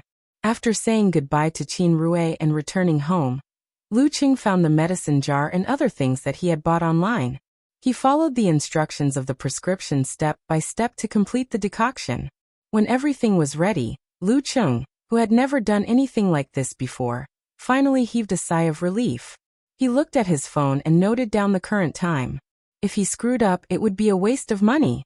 At this moment, Qi Yunfei, wearing a short-sleeved nightgown, walked to the kitchen door, rubbed her sleepy eyes and asked, "Brother Lu Qing, what are you doing? Are you sick?" "Doesn't look like it. Practicing martial arts medicinal soup." Lu Qing answered concisely. Oh. Qi Yunfei's face showed that although she didn't understand, she always felt that it was very awesome. Finally, she swallowed and asked, "Brother Lu Qing, is there anything to eat? I'm starving." Lu Qing looked at her with annoyance and amusement. "You said you didn't sleep early or late. What's wrong with that? Wouldn't it be better to sleep for one more hour? Wait, it's already 11 o'clock. My mom will be back soon to cook. Do I have to wait so long? I'm starving. Qi Yunfei pouted and said with grievance. Listening to her voice and feeling her tone, Lu Qing suddenly thought of the crying expression on her face. He laughed and said, "Don't you have a lot of snacks? They can't fill my stomach." "Humph, if your girlfriend is hungry, you definitely won't have such an attitude." Qi Yunfei pouted and said, Lu Qing was stunned. "Why do you say that?" Qi Yunfei quickly turned from anger to joy and said with a smile, "Yesterday when we were eating barbecue, your expression when you took the photo and sent the message was so gentle that I could pinch water out of it. I thought of a word, spoiling smile." Lu Cheng's mind suddenly showed the classic expression of Shiba Inu. His mouth twitched and said, "Where did you learn this word?" "In a novel," Qi Yunfei answered firmly. Then she asked curiously, "What would you do if your girlfriend was hungry?" Lu Qing thought for a moment and said with a smile, "I'll treat her to my well-honed egg fried rice. If there's anything else she wants to eat, she can order it. If not, I'll hurry out and buy it for her. As for you, well, there's a box at the corner of the table. There are a few boxes of instant noodles in it." His mother had a strange hobby. She liked to keep a box of instant noodles at home, but she didn't eat them herself. He didn't know why. "You value a girl over a girl." Qi Yunfei looked as if she had suffered a blow. "Isn't this too clear? Your girlfriend is treated so well, and I'm only fit to eat instant noodles?" Lu Qing thought for a moment and answered seriously, "Yes. Wasn't that obvious?" Of course his girlfriend was more important than his sister. Qi Yunfei covered her face and left the kitchen. She walked to the table and said loudly after a few seconds, "Braised beef noodles. I hate this the most. Brother Lu Qing, don't you have any other flavors?" "No. Just put up with it. It's time to eat," Lu Qing answered coldly. He took a photo of the medicine pot sitting on the fire with his mobile phone and sent it to Yenjika. He shared with her his first experience of decocting medicinal materials. When time passed and everything was done, he mixed the two decoctions together and filled a big bowl. He took a photo again and sent it to Yenjika with a snickering emoji. "It's a black bowl. Will I be poisoned?" Yenjika replied. "Do you need mouth-to-mouth resuscitation?" "Hey, you've learned to flirt with me?" "No, I'm poisoned. Hurry up and give me mouth-to-mouth resuscitation," Lu Qing replied with a smile. Yenjika sent a proud emoji. I didn't say it was me.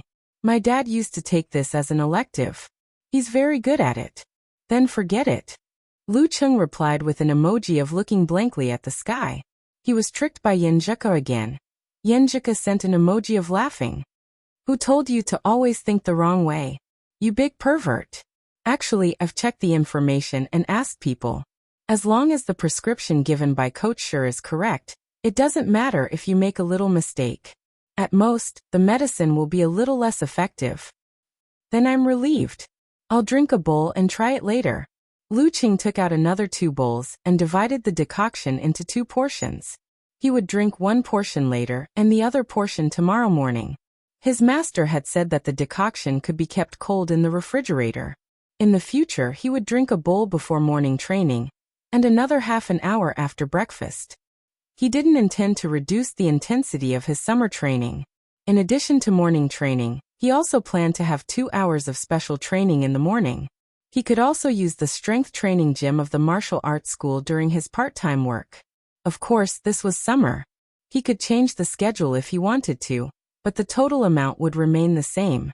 At around 1 o'clock, Lu Qing watched Qi Yunfei sneak out of the house with the excuse of going shopping with her friends. He changed into his martial arts suit again and gulped down the bitter decoction. He didn't find a shady place in the community to do his special training. That way, he wouldn't need to wait until tomorrow. At night, everyone in the community would know that Lu Jisheng was addicted to martial arts and didn't do his job properly. Under the scorching sun of early July, Lu Qing walked on the steaming hot ground and jogged to the nearest park at noon when there were few people on the road. He wanted to let the decoction dissolve little by little. When he arrived at the park, he felt a little warm in his stomach. So he used the power of frost to get rid of the high temperature on the surface of his body and to stop the flow of sweat. He found a shady place, took a posture, and began to practice the thunder roar zen. Every move was slow and dull, but it could stir up the wind. At the same time, the thunder in his stomach continued. His muscles compressed and relaxed and vibrated continuously. Along with the effect of the decoction, he refined his strength into the smallest part of his body. After a few punches and kicks, he, who was half in meditation, was keenly aware that there was a trace of heat flowing into every part of his body. With the vibration of the thunder roar, it slowly forced out the impurities and condensed the purity. Bam! Bam! The airflow kept exploding. Lu Cheng's punches were slower and heavier than the one before.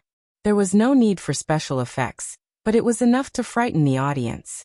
After an unknown amount of time, he withdrew his posture and exhaled a mouthful of turbid air. He had reached the limit of his current tempering. Although there were no signs or understanding of withdrawing, he felt that the strength in his body was slowly and subtly changing. With his own polishing, they gradually developed a feeling called penetrating. Penetrating. Lu Cheng pondered over the words that could best describe the signs just now.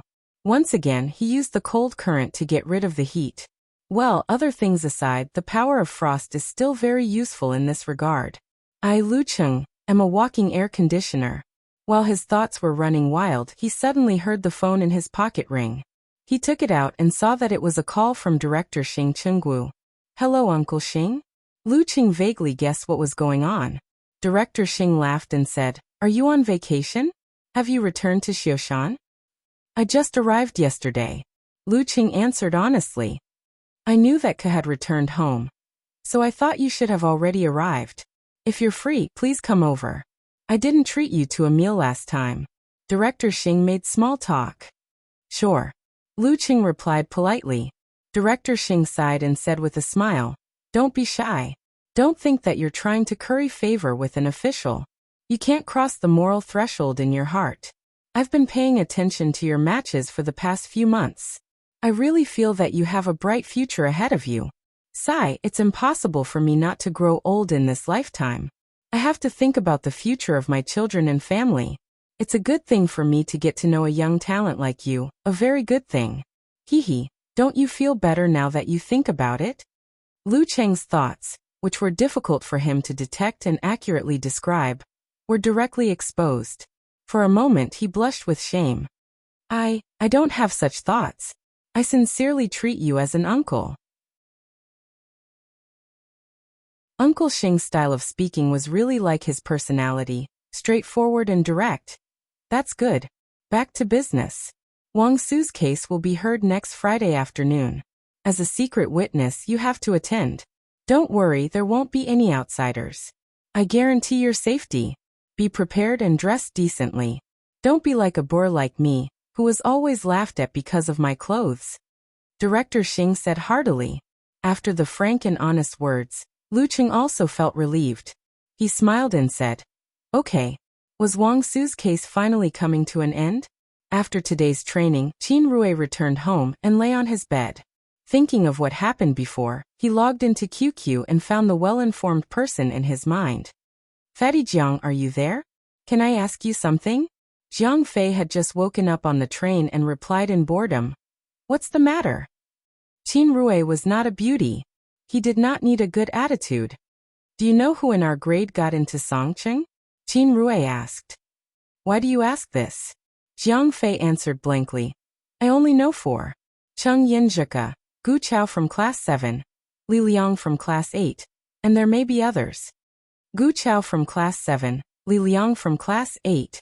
Qin Rui tried hard to recall these 2 classmates, but he really did not know them. He could only ask again. "Which school are Gu Chao and Li Liang in? Are they both boys?" "Isn't that obvious? Gu Chao is in Songqing Technology and Li Liang is in Songbei Normal University." Jiang Fei only felt that Qin Rui's question was ridiculous. 2 boys, only Yenzhika was a girl. Qin Rui suddenly gasped. No way. But Fatty Zhang's information was not detailed enough, so it could not be accurate. "Do you know who else in Xioshan got into Songqing?" he asked cautiously. Jiang Fei replied in a bad mood. "How would I know about other schools?" Qin Rui thought for a while and decided to change the topic. "You said Cheng has a girlfriend. Do you know who she is?"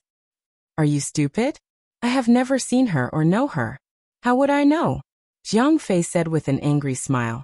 "I'll ask Cheng face to face tomorrow." This bastard actually left the single life without a word. I see. Qin Rui was not sure, but he suddenly had some guesses and associations. He asked to confirm. "There are only 2 girls in Songqing University, right?" "Should be. Who doesn't show off when they get into this kind of university?"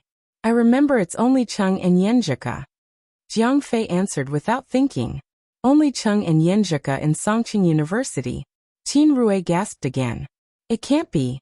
In her own bedroom in her grandfather's house, Yenzhika was holding her phone and rolling around. Then she took out the ring on her necklace and sighed faintly. "I haven't seen Cheng for a day."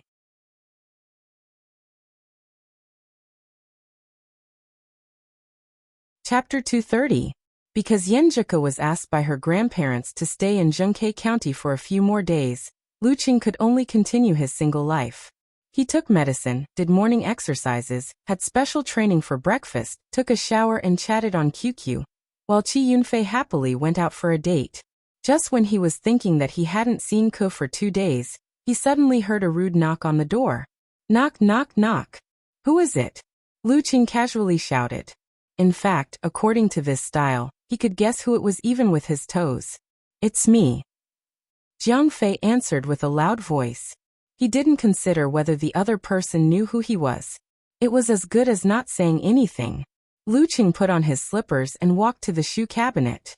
He opened the door and saw Jiang Fei, who was neither fat nor thin.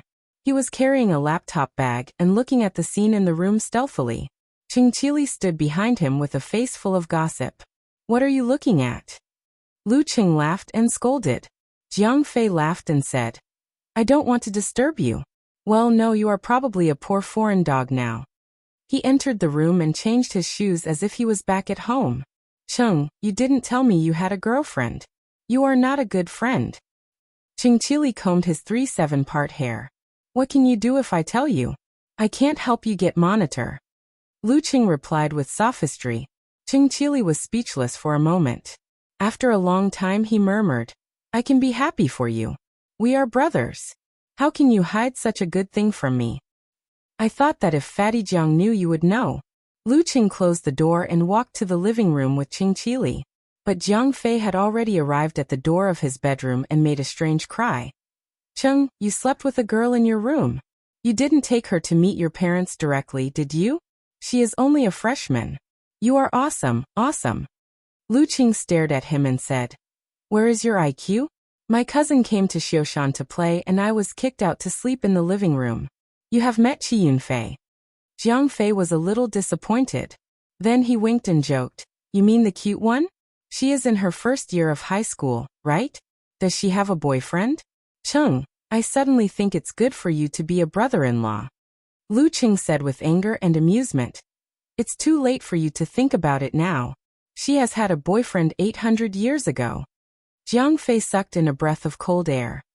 Children nowadays, how old are they to have boyfriends? And I'm still single to this day. This is really a sad thing. Cheng, you said you were still pursuing her during the winter vacation. When did you succeed?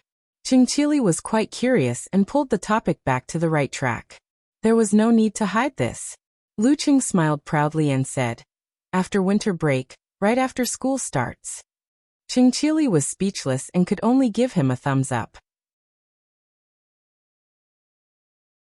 For a moment, Lu Qing saw himself who used to look up to little Ming in his eyes. Come, come, come. Let us get to know sister-in-law. Do you have a picture of her? There must be. Jiang Fei put down his laptop bag, leaned over and smiled shyly.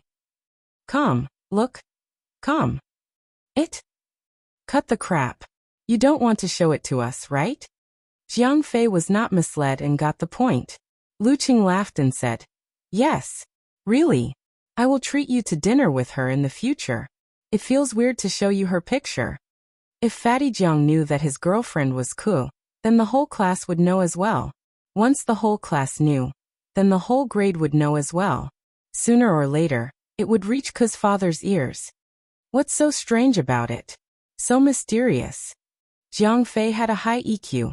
Sensing the insistence in Lu Cheng's tone, he only muttered one sentence and did not ask any more questions. Instead, he emphasized, You have to keep your word. When are you going to invite your girlfriend to treat us to a meal? Even if you're treating us in Songcheng, I'll still run over. Okay, when the dust settles. Lu Qing promised and then changed the topic. Old Cheng, how is it going between you and Monitor? Any progress? She had been too busy last semester to have a good talk with Ching Chili about this. Well, it's still the same. Cheng Chili sighed. Linlin is busy with the class and the student union every day. We don't have much time to talk. Hey, you're calling her Linlin. Lu Qing joked. Jiang Fei shook his head. Monitor's character is like this. She likes to get involved in these things. She's very, very strong and has a strong desire to control. Old Cheng, you have to think about it carefully. I like her this way. Cheng Chili answered weakly. I feel like I can't get into her life. You're not in the same school, and you're a standard otaku who hates the chores in class and the student union. It's hard to get into Monitor's life. Lu Qing frowned. It's okay. I'll ask a real expert for you. The three of them chatted for a while. Then they lined up the computers and played online games. Jiang Fei and Ching Chili saw that Lu Qing picked up the phone from time to time and replied to the messages. They were more sure that he was in a relationship and was not bragging. This also made them more confused. What was there to hide about being in a relationship? Especially on the boy's side. Even if his parents knew, they would probably be happy to see it. After playing for a few hours, the two of them put on their laptop bags, left Lu Cheng's house slowly, and got into Fatty Zhang's car. Jiang Fei thought about Lu Cheng's attitude while fastening his seatbelt. Suddenly he said, Oh, Old Cheng, I know what's wrong. I smell the smell of gossip. What's wrong? Cheng Chili was not sensitive enough in this aspect. Old Cheng, think about it. We all know that Cheng is in a relationship. There's no need for him to hide who his girlfriend is. Jiang Fei pointed out the problem. If his girlfriend is from another city, we don't know her. Even if we see the photo, it won't have any effect at all. The gossip won't spread to that side. What do you mean? Ching Chili understood Jiang Fei's unspoken words. We know his girlfriend. That's why he wants to hide it. Jiang Fei said proudly, We know her? She's not our classmate, is she? Monitor? Bah. You dog mouth. Ching Chili scolded angrily. Jiang Fei turned the car key and started the ignition. He said casually, I'm just guessing. Hey, do you think it's Chow Lele? They've been desk mates for a long time. They're both studying in another city, so they're lonely. Maybe they can chat on QQ. Maybe they'll be together? It's possible. Ching Chili answered seriously. It could also be Li Mingjia. She's studying in Donglin, close to Cheng. Jiang Fei continued to guess.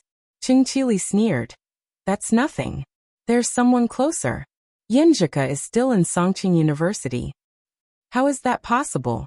Jiang Fei laughed subconsciously, but suddenly, his hand froze in place as he was about to pull the handbrake. No way, this is simply unimaginable. It's been 3 days since I last saw Ku. Lu Qing finished his training, had breakfast, took a shower and changed his clothes. He took his keys and wallet, put on a clean martial arts suit, and took a taxi to Gushin Martial Arts School. Today was Monday. If there were no accidents, the first 10,000 yuan would be transferred to him today. Since it was his first time here, Chu Weikai, Dai Linfeng and Qin Rue all accompanied him to the VIP class's special training ground. Lu Qing looked around and found that they were all teenagers. The oldest was about 17 or 18 years old, and the youngest was about 12 or 13 years old. There were 6 boys and 4 girls, all dressed neatly. From the details, he could see that they were all from good families. To be honest, although Lu Qing was only 19.5 years old, which was not much better than the oldest student, with his current mentality, looking back at high school students was like looking at children. Students, this is Coach Lu Qing, the martial arts school specially invited for you. He's a real professional 9th pin fighter, much better than me. He'll be teaching you from now on. Dai Linfeng introduced Lu Qing to the students. A 14 or 15-year-old girl giggled. Really? Better than you, Coach Dai? Why don't you have a fight and show us? Her eyes were bright, full of curiosity and excitement. The new coach looked cool and strong. She wondered how he would fare in a real fight. How much better is a professional 9th pin fighter than an amateur 1st pin fighter? Wu Ting, don't be naughty. Coach Lu will punish you to run 10 laps later. Dai Linfeng laughed. Lu Qing took a step forward, smiled and said, Hello everyone. I'm Lu Qing. Earlier, Coach Dai and the others told me that at the beginning of the class, I should show off in front of you and frighten you, so that it would be easier to control later. I've been thinking about how to do that. His frank words immediately amused the 10.5-year-old children, causing the whole hall to roar with laughter. The new coach was so interesting. Wu Ting, who had 2 ponytails, shouted cheerfully, breaking stones with your chest. Coach Lu, I support you. Lu Qing smiled. This is not a skill. Clubmaster Chu, can I borrow your sandbag? He pointed at the sandbag not far away. Okay, you don't have to pay for it if you break it. Chu Weikai said with a smile. Qin Rue and Dai Linfeng were waiting with great interest. They wanted to see what kind of tricks Lu Qing would play with the sandbag. It wouldn't be easy to show off by hitting the sandbag, right? Wu Ting and the other students followed Lu Qing's gaze. They watched him walk to the sandbag and push it to feel its material and weight. Would Coach Lu Qing break the sandbag directly? It didn't seem too difficult, right? Lu Qing took a step back and began to adjust his muscles and tendons, wriggling the corresponding 5 viscera and 6 bowels. This was the preparation for the severe warning. But Lu Qing didn't plan to use it in conjunction with visualization. He didn't need to be so serious in order to show off his power. He planned to use the severe warning to inject his power into the sandbag in an instant, faster than the shaking of the sandbag, so that it couldn't dissipate the power. Then he would use the thunder roar zen to detonate it in an instant. Lu Qing took a deep breath. His back muscles bulged and his shoulders exploded. His right arm popped out and hit the sandbag with the heart-drilling hammer. Bang! After a dull sound, the sandbag didn't move an inch. What is he doing? Wu Ting and the other students were confused. Dai Linfeng and Qin Rue were also confused. Only Chu Wei's pupils suddenly contracted. Boom! In an instant, the sandbag in front of Lu Qing exploded, as if it had been installed with a bomb. It shattered into pieces from the inside out. Fine sand fell like rain from the sky. Wu Ting and the others were stunned. There wasn't much sand in Lu Cheng's original direction, so he still felt refreshed. He walked back slowly. He broke the sandbag, literally breaking it. Wu Ting and the other students had never seen such a thing before. They only felt that it was much cooler than breaking a sandbag. Coach Lu is so awesome. Chu Weikai looked at Lu Qing walking back and sighed deeply. The younger generation will surpass us in time. Teach them well. We'll leave first. Okay. Lu Qing smiled and nodded. Qin Rui and Dai Linfeng, who were still in a daze, followed Chu Weikai up the stairs to the third floor. Only then did Qin Rui find it funny. Can those little brats understand Lu Cheng's punch just now? He's just flirting with blind people. At most, they'll think it's cool. They won't feel like they're being shown off. Dai Linfeng took a deep breath and stole a glance at his teacher. He smiled bitterly. I feel like we're being shown off.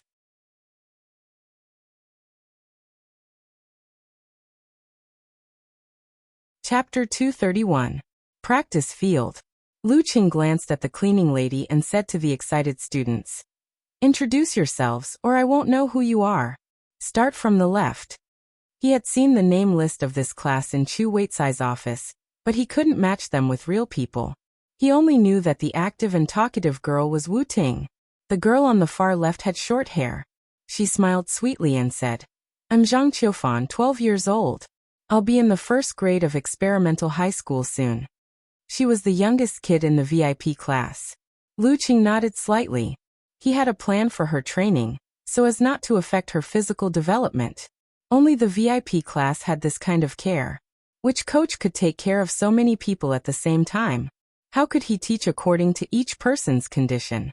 I'm Yao Ruiwei, 15 years old. I'm in the third grade of number 1 middle school.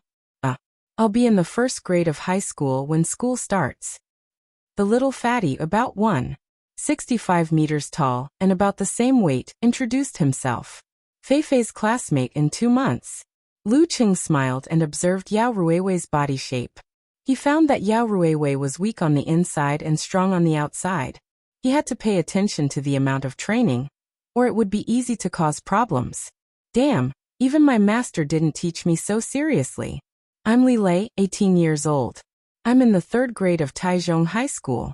I'll be going to Hudong University soon. The oldest student in the VIP class said proudly. He was about 1.70 meters tall, with a strong body and thick and messy eyebrows. The teaching quality of Taichung High School is average, but the fighting atmosphere is very strong. It's not bad to be admitted to Hudong University there. Lu Qing thought casually. Hudong University is just an ordinary key university. I'm Wu Ting, 15 years old. I'm in the number 1 middle school. After 5 or 6 students, it was finally the turn of the girl with 2 ponytails and white skin. She deliberately emphasized that she was admitted by herself, as if she was afraid that others would misunderstand that she had spent money. She had a clear spirit and a strong body. This girl must have been practicing. At least she had some martial arts experience. Lu Qing nodded thoughtfully. By the time all the students had finished their self-introductions, he had roughly matched the names of the people, and had a preliminary understanding of the physical condition of each of the 10 people. Well, I'll teach you some kung fu to calm your mind and restrain your qi. Consider it a warm-up. Lu Qing said calmly. Wu Ting immediately raised her hand and asked excitedly, "Coach Lu, are you going to teach us meditation?" This was one of the most basic things of profound martial arts. Don't think too much. Lu Qing smiled. At your age, you haven't fully matured yet. You haven't reached the level of vigorous qi and blood of an adult. The more you practice the still stance, the more tired you get. The more you practice the still stance, the worse your spirit will be. Your body will also feel like it's hollowed out. What I'm going to teach you is just a little trick to calm your mind and collect your qi. It will help you enter the state of tempering as soon as possible. Among the students present, Li Lei was the only one who could try the still stance, but there was no need to give him special treatment. After all, Headmaster Chu and Qin Rui had already said that this was only for the sake of strengthening the body. The students were first amused by his trendy humor and lost their voices. They felt that there was not much of a generation gap between them and their coach. Then they were slightly disappointed and expressed their regret for the hopeless still stance. After a short period of calming down, Lu Qing continued as planned. Next, I'll teach you the horse stance and pole standing. Horse stance? Coach Lu, you're so good. Why are you teaching us such things? I thought you were going to directly teach us the moves and force generation techniques. Wu Ting raised her hand again and said eagerly. You talk too much. Lu Qing scolded in his heart. He smiled and said, You don't have any foundation. Your backs are very stiff and your legs are very loose. If you don't practice your pole standing well, even if I teach you the moves and force generation techniques now, you'll only be able to put on some fancy stances at most. Punches will be like massages. Speaking of this, his face became serious. Moreover, no matter how profound or powerful the martial arts are, it starts with the basic pole standing step by step. How can a 10,000-foot tall building be built from the ground? Do you know how deep the foundation is? Do you know how much time and effort I've put into the basic pole standing to get to where I am today? His lofty image of breaking a sandbag with one punch was still fresh in his mind. Wu Ting and the others quickly quieted down and nodded. You can't stay in the horse stance. You have to have a rise and fall and a change in your center of gravity. It's like riding a real horse. Pay attention to my posture. I'll tell you in detail how to exert force from the feet, to the ankle joint, to the knee joint. Lu Qing didn't follow the script. Instead, he incorporated some of the insights he gained from his training, and the insights he gained from the concealment of spirit and qi in meditation. Zhang Qiufan, Yao Ruiwei and the others were newcomers. For the time being, they were still very enthusiastic. They listened very seriously and attentively. Soon, according to Lu Qing's instructions, they were in the horse stance. Lu Qing walked around them and observed them one by one. He immediately pointed out if there was something wrong with the posture. If there was something wrong with the force generation, he would help them correct it with a tap of his foot or a twist of his hand. Remember how you feel now. This is the most suitable posture for you. Lu Qing stood beside Zhang Qiufan with his arms crossed and reminded her. Yes, Coach Lu. Zhang Qiufan was the youngest and also the most timid. She answered meticulously. Lu Qing took out his phone and looked at the time. He then came to Yao Ruiwei and found that the little fatty was already trembling. Sweat was gathering on his forehead. Lu Qing didn't say anything. He just watched for a few minutes. Suddenly he said, You can take a break at the side. He always kept in mind that these half-grown kids were here to strengthen their bodies, not to practice martial arts. Yao Ruiwei was clenching his teeth and persevering when he suddenly heard the coach's order. He suddenly felt that he was hallucinating. He pointed at himself and asked doubtfully, Only me? Only I can rest? Yes, you can rest for 10 minutes. Lu Qing answered with a smile. Wu Ting, who was sitting in the back row, couldn't stand it. She shouted, Coach Lu, you're biased. Why can he rest but we can't? When you guys grow as fat as him, you can also rest in advance. Lu Qing said half-jokingly. Wu Ting, Zhang Qiufan and the others laughed out loud. One by one they said, We don't want to. Lu Qing withdrew his gaze and looked at the little fatty who was in pain because of his joke. He said seriously, Yao Ruiwei, do you think I'm exposing your scars? As the saying goes, don't hit people in the face when you hit them. No. Yao Ruiwei lowered his head and answered. Lu Qing maintained a serious expression. I've read the information and know that you weren't born fat. You came to the martial arts class this time with the intention of losing weight, right? Yes. Yao Ruiwei answered honestly. That's why I'll remind you often and stimulate you, so that you won't forget the purpose of training, lose your motivation and slack off. Train well, and in 2 months, let's see if you're still fat. Lu Qing suddenly emphasized. Yao Ruiwei clenched his teeth. Yes, Coach Lu. Pole standing training, rest, pole standing training, rest. Lu Qing controlled the rhythm and let the students gradually master a few basic skills. He also increased their training load little by little. During the break, he didn't waste any time. He opened up his stance and practiced the thunder roar zen in the center of the field. Through the vibration, he catalyzed the effect of the medicine and refined his body. In the sound of the airflow exploding, Li Lei, Zhang Qiufan and the other students were excited and eager to give it a try. Sounds awesome. Yao Ruiwei, the little fatty, muttered to himself. Li Lei took a breath and said, "When can I train to such a sound?" Wu Ting rolled her eyes at them. "It's still too early. My dad said that if you can train to such a sound, it's already an important step in martial arts. If you're more familiar with your punches and kicks, you can even go to the ranking ceremony." After more than 2 hours, Lu Qing looked at the students who were a little irritated and disgusted. He clapped his hands and said, "Okay, that's all for the basics. Next, I'll teach you the basic moves and the corresponding force exertion skills." Wu Ting, Zhang Qiufan and the others immediately cheered. They felt a sense of relief and became excited again. However, they soon realized that they had just jumped from one heated brick bed to another. The repetitive practice of punching and kicking was extremely boring. Their limbs were especially sore and weak. "Coach Lu, can't you let us practice with each other? I see that the other classes are also sparring."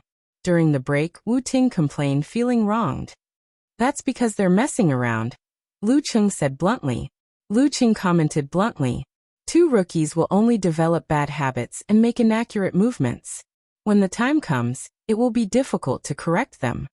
When he was in the martial arts special training, he was always guided by senior brothers and sisters of high ranks. "Then we can spar with you, right? If we don't have enough time, we can pay Coach Lu to guide us alone." Wu Ting raised her hand and suggested. Lu Qing laughed. "Let's talk about it after you've mastered the basic moves and force exertion skills. I'll leave some time for practice in the class. It's not worth the money."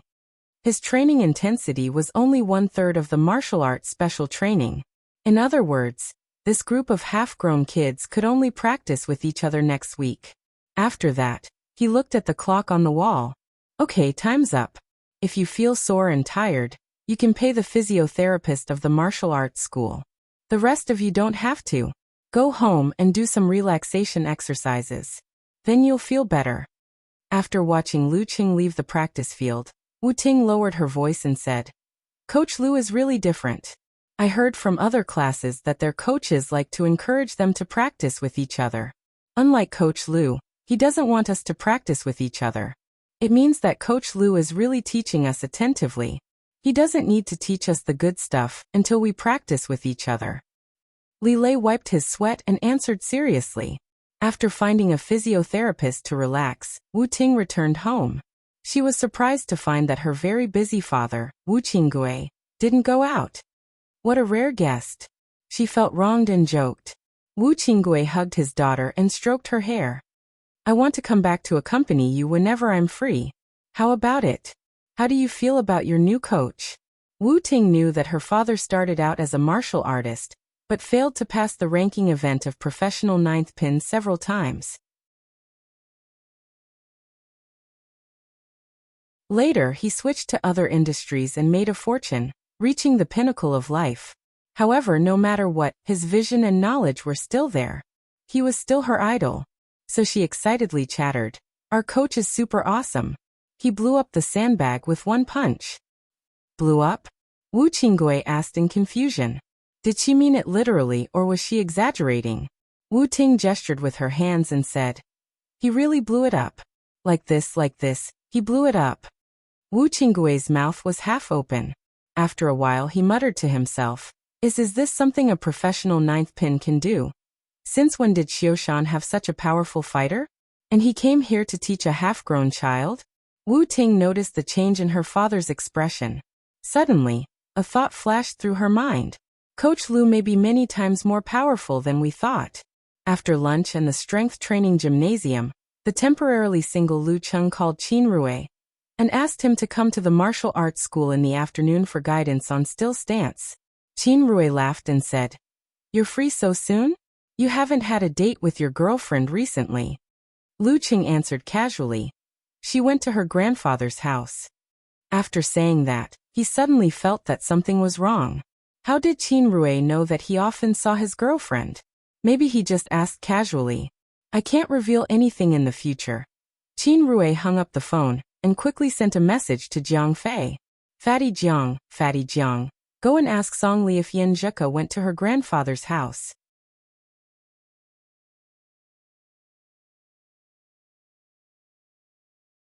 Chapter 232. When Jiang Fei received the message, he immediately opened up a discussion group. Initially, he did not have Song Li's QQ number. However, after spreading the news of Song Li and Du Liyu's relationship, Du Liyu pulled him into this discussion group.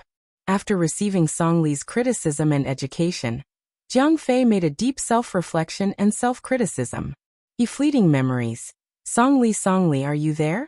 Can I ask you something? At this moment, Jiang Fei was feeling nervous, excited, expectant, and excited. He wanted to confirm something, but also wanted to deny something. It was quite contradictory. Fleeting memories, Song Li quickly replied. What's the matter? Don't ask for a secret. I won't tell a blabbermouth like you. Jiang Fei took a deep breath and typed on the keyboard. Yin Zhika is at her grandfather's house these days, right? Why do you ask? Song Li replied warily, suspecting that Fatty Jiang had ulterior motives. Jiang Fei picked up the cup beside him and took a sip, then typed. I want to confirm something. If you tell me the answer, I'll tell you a secret later. Song Li's curiosity was piqued. What secret? You tell me first. It seemed to be about Yin Zhika. If you don't answer my question, I can't confirm the secret. Jiang Fei revealed a little bit of his bottom line. Song Li thought for a while and felt that it was not too important, so she replied. Yin Zhika is at her grandfather's house. She also promised to go shopping with me when I come back. She was really at her grandfather's house. Jiang Fei only saw the first half of the sentence and his jaw dropped. Even though he was already prepared, his heart was still in turmoil. Images of the past flashed through his mind. She was wearing a military training uniform, but she was still beautiful and eye-catching. The fun and joy of sneaking glances at Class 3 with Chung and the others when they passed by Class 3. Every little detail of her passed by word of mouth. The most beautiful and pure memories of youth and girls. During the winter holidays, Chung chatted with a gentle smile on his face on his mobile phone. I'm so stupid, I should have guessed it earlier. Jiang Fei patted his forehead and suddenly remembered that he had asked Lu Cheng if the girl he was chasing was a classmate of Songqing University. Lu Cheng's answer was yes. She was a classmate of Songqing University and someone I knew. Who else could it be but Yin Zhika?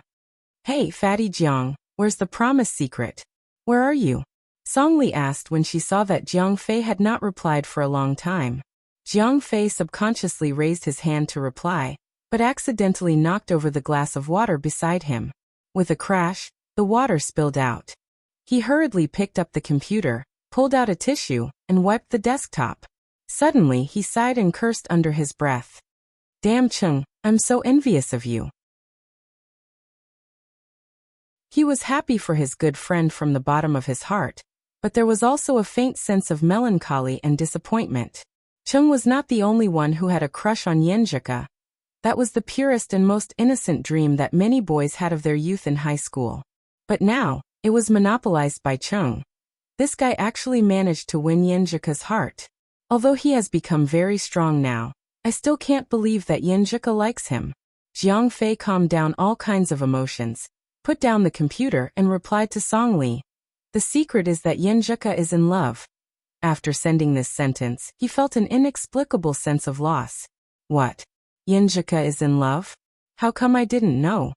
Song Li said in shock. She had been in contact with Yin Zhika every day. How could she not know that she was in love? She must be lying, right? No. Song Li suddenly remembered that this semester, her focus had been on Du Liyu. She was in the phase of being in love and had subconsciously neglected many things. She thought carefully and remembered that Yin Zhika would mention the martial arts club from time to time. And every time she did, a familiar name would come up. It's with Lu Cheng, right?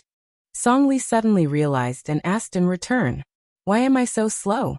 When a girl inadvertently mentioned a boy's name repeatedly, the meaning was self-evident. F***ck. How did Song Li guess it so quickly? Chung and Yin Zhika were so obvious? Jiang Fei was stunned and replied. Yes, they have been together since last semester. It was hard to imagine what Yin Zheka would be like when she was in love. At this moment, Jiang Fei, who had told Qin Rui the result, suddenly frowned and felt that he had made a mistake. To be honest, if he had won Yin Zheka's heart, he would have spread the news to the whole class. Why did Cheng want to hide it? Could it be that he had no choice but to do so? Damn it, I've already said it. Why can't I control my mouth? Jiang Fei picked up his phone nervously and decided to call Lu Qing first. Surrendering should not be a death sentence, right? Beep. Lu Qing picked up his phone and saw that the down payment of 10,000 yuan had been received. He smiled at Qin Rui and said, "Stop for a while and try again. Don't rush. The more you rush, the harder it will be to meditate. Okay." Qin Rui opened his eyes and moved his neck. He took the phone back from the machine beside him. It's really Yin Zheka. He took a closer look and his knees almost gave out. There was only one thought in his mind. I'm kneeling down to Brother Lu. What's wrong? Lu Qing noticed his abnormality and asked with concern. But as soon as he finished speaking, he felt the phone in his hand vibrate violently. Fatty Jiang? Lu Qing picked up the phone in confusion. Hello Fatty Jiang, what's up? Why did he have to call me in such a hurry? Jiang Fei swallowed hard and said, Qing, tell me the truth. Are you in love with Yin Zheka? Lu Qing felt like he was struck by lightning. He was stunned for a while and said, How did you know? He was going to deny it, but when the words came to his mouth he couldn't say it. This was one of the things he was most proud of. You didn't want to tell me who your girlfriend is, right? I thought, if we don't even know your girlfriend, you don't have to hide it. So, she must be someone we know. Jiang Fei was about to blurt out Qin Rui's accomplice, but suddenly realized something and stopped. He planned to cover it up with Cheng's own disclosure during the winter vacation. However, Lu Qing suddenly remembered Qin Rui's strange question. He turned around and glared at Qin Rui. Qin Rui's knees were really weak. So you asked Qin Rui to trick me? Lu Qing interrupted Jiang Fei's statement.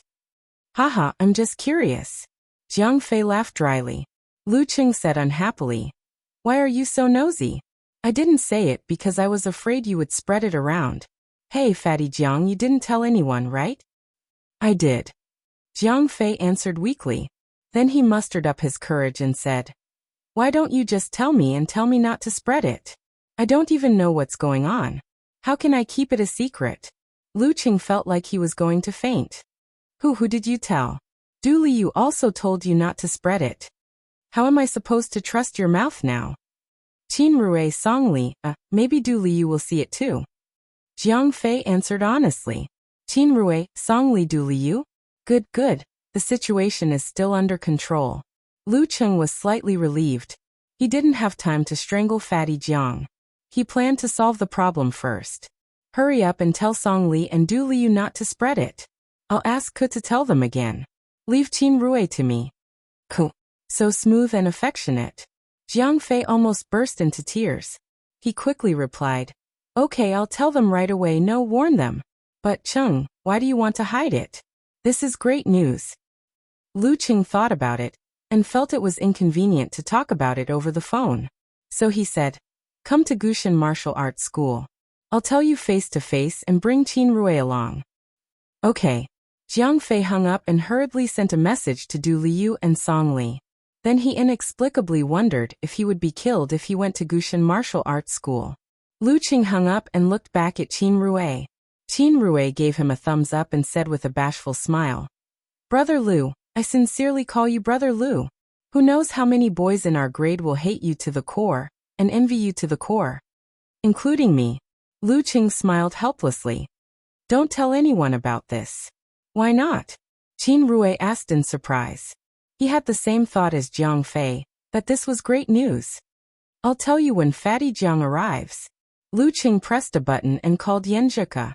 As soon as the call was connected, both of them spoke at the same time. Cheng, Song Li guessed that we're in a relationship. Cuckoo, Fatty Jiang has guessed our intentions. Both of them were stunned. Yin Zheka blinked and said, What's the situation? Tell me from the beginning. So Song Li didn't guess it by herself. And she even pretended to be a detective in front of me. Here's the thing. Lu Qing told her about Jiang Fei's reasoning process and how he casually answered Qin Rui's question. He was a little annoyed. He was too careless and didn't have any vigilance. How could he hide it from his father-in-law in the future? Feeling her boyfriend's annoyance, Yenjika's instinctive emotions disappeared. She laughed and scolded, "Idiot Chung. Our family's IQ still depends on me in the future. I'll remind Song Li and Du Liu again. I don't think they'll tell anyone.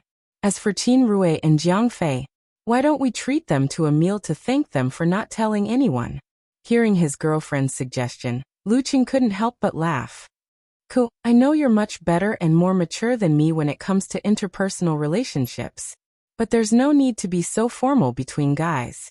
I'll give Fatty Jiang and Qin Rui some pointers later. All right, I'll trust you." Yenjika pursed her lips and smiled, showing her dimples. "Don't worry too much. Actually, I'm prepared to tell Song Li, Sister Jingjing, Gu Shuang and the others about our relationship in the next few days. They'll be our shields when we meet." For example, she could use the excuse of going shopping with Song Li to go to Cheng's place one day. For this kind of thing, she definitely had to explain to the other party and verify their statements. Phew, so only Jiang Fei and Qin Rui shouldn't know? I'll kill them later. Lu Qing joked. Then he couldn't hide his longing and asked, "When are you coming back?" Yenjika touched the necklace in front of her chest and bit her lip. "I was going to come back tonight. But the weather is very gloomy and the wind is very strong. It looks like it's going to rain. I'm worried that something might happen to my parents if they drive over, so I asked them to wait a little longer. Maybe tomorrow night or the night after." Because Qin Rui was right beside him, Lu Qing didn't say anything sweet. He comforted the girl and hung up the phone.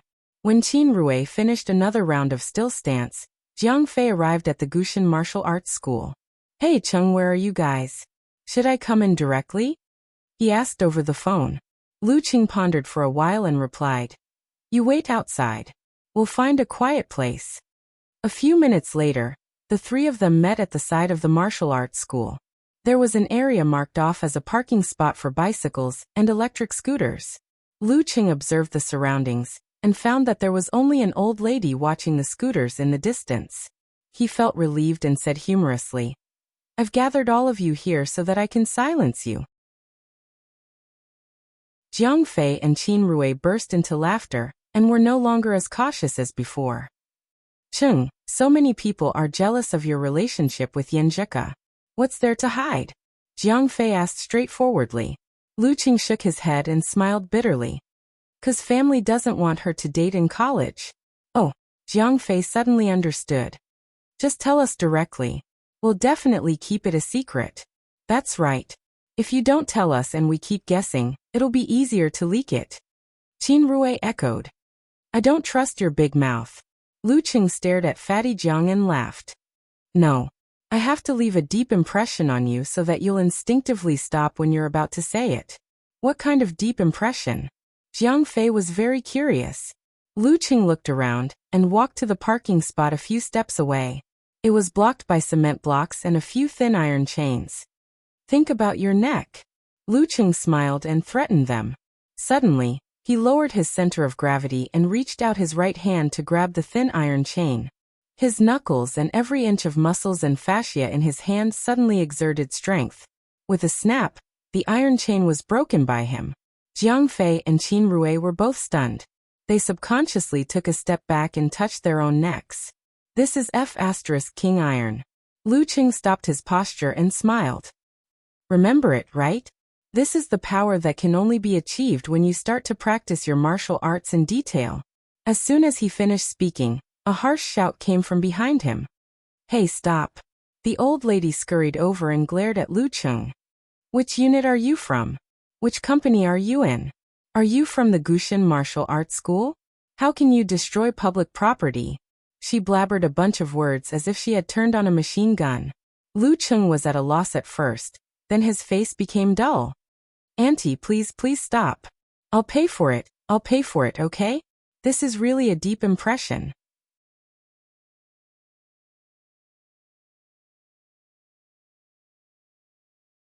Chapter 233. Ha ha ha ha. Yenjika laughed so hard that she rolled on the bed. She hated that she didn't see it with her own eyes. That's for damaging public property. That's for damaging public property. After a long time, she finally calmed down. She wiped the tears from her eyes and looked up at the gloomy sky outside the window. She hadn't seen Chung for almost 4 days. When two people could see each other every day and spend time together in their free time, there were many feelings that were not clear. When they were suddenly separated, so close that they could not touch each other, every little detail in their lives would suddenly jump out and fill the surroundings. Last night, Grandma specially made crabs. She subconsciously picked one up and carefully dissected it. She could even suck out the meat in the leg. When she finished all this and wanted to give them to her grandfather, she found that the person in her heart was not there.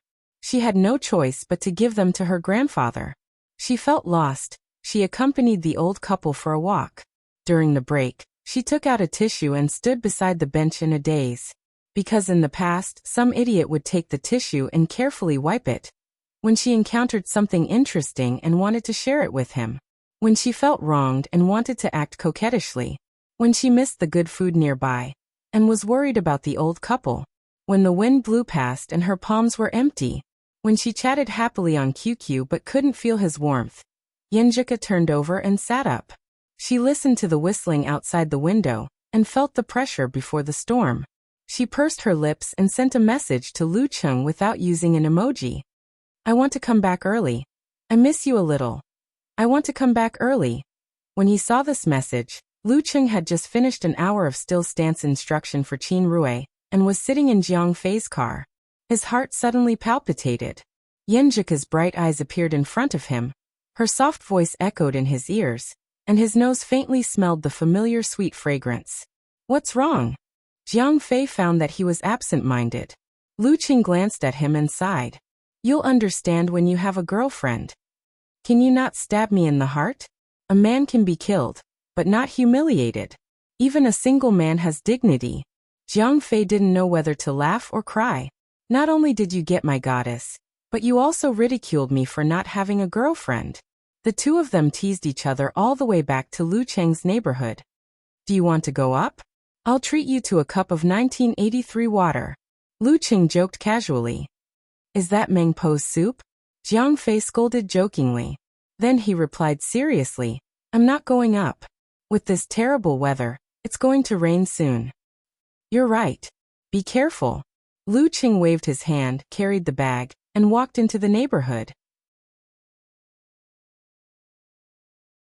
The wind was so strong that the trees swayed, and the leaves fell from time to time. The gloomy clouds hung low and weighed heavily on everyone's hearts. Even Lu Cheng, who was rarely sentimental, couldn't help but feel a sense of melancholy, as if he was the only one left in the world. He missed his mother very much. He went up the stairs and opened the door. The room was quiet, and no one had returned. He took out his cell phone and sent a message to Yenjika. Laughing and crying emoji. I feel like a left-behind child. So I'm a parent working outside. Yenjika replied with a snickering emoji. After chatting for a while, she went to help her grandma get some things. Lu Cheng, on the other hand, scrolled up their chat history out of habit, recalling every word they had said. I want to come back early. Lu Cheng was stunned when he saw this message again. He felt that something was expanding in his heart. He suddenly stood up from the sofa and rushed into his room. He took out his high school bag and the thermos that Yenjika gave him. He didn't stop walking. He jumped into the kitchen and washed the cup. Then he went back to the living room and opened the refrigerator door. He took out one of the 2 extra bowls of medicinal soup and poured it into the thermos. He closed the thermos tightly and put it into his bag along with his martial arts suit and boxers. Ding ding ding. He put on his backpack, opened the door and went out. After passing through the entrance of the unit, he called for an online taxi and immediately called Jiang Fei. Hello Chung. What's up? Fatty Jiang answered with his Bluetooth headset.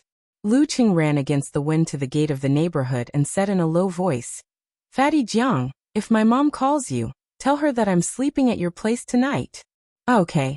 Where are you going? Jiang Fei asked curiously. Lu Cheng took a breath and said, to the train station.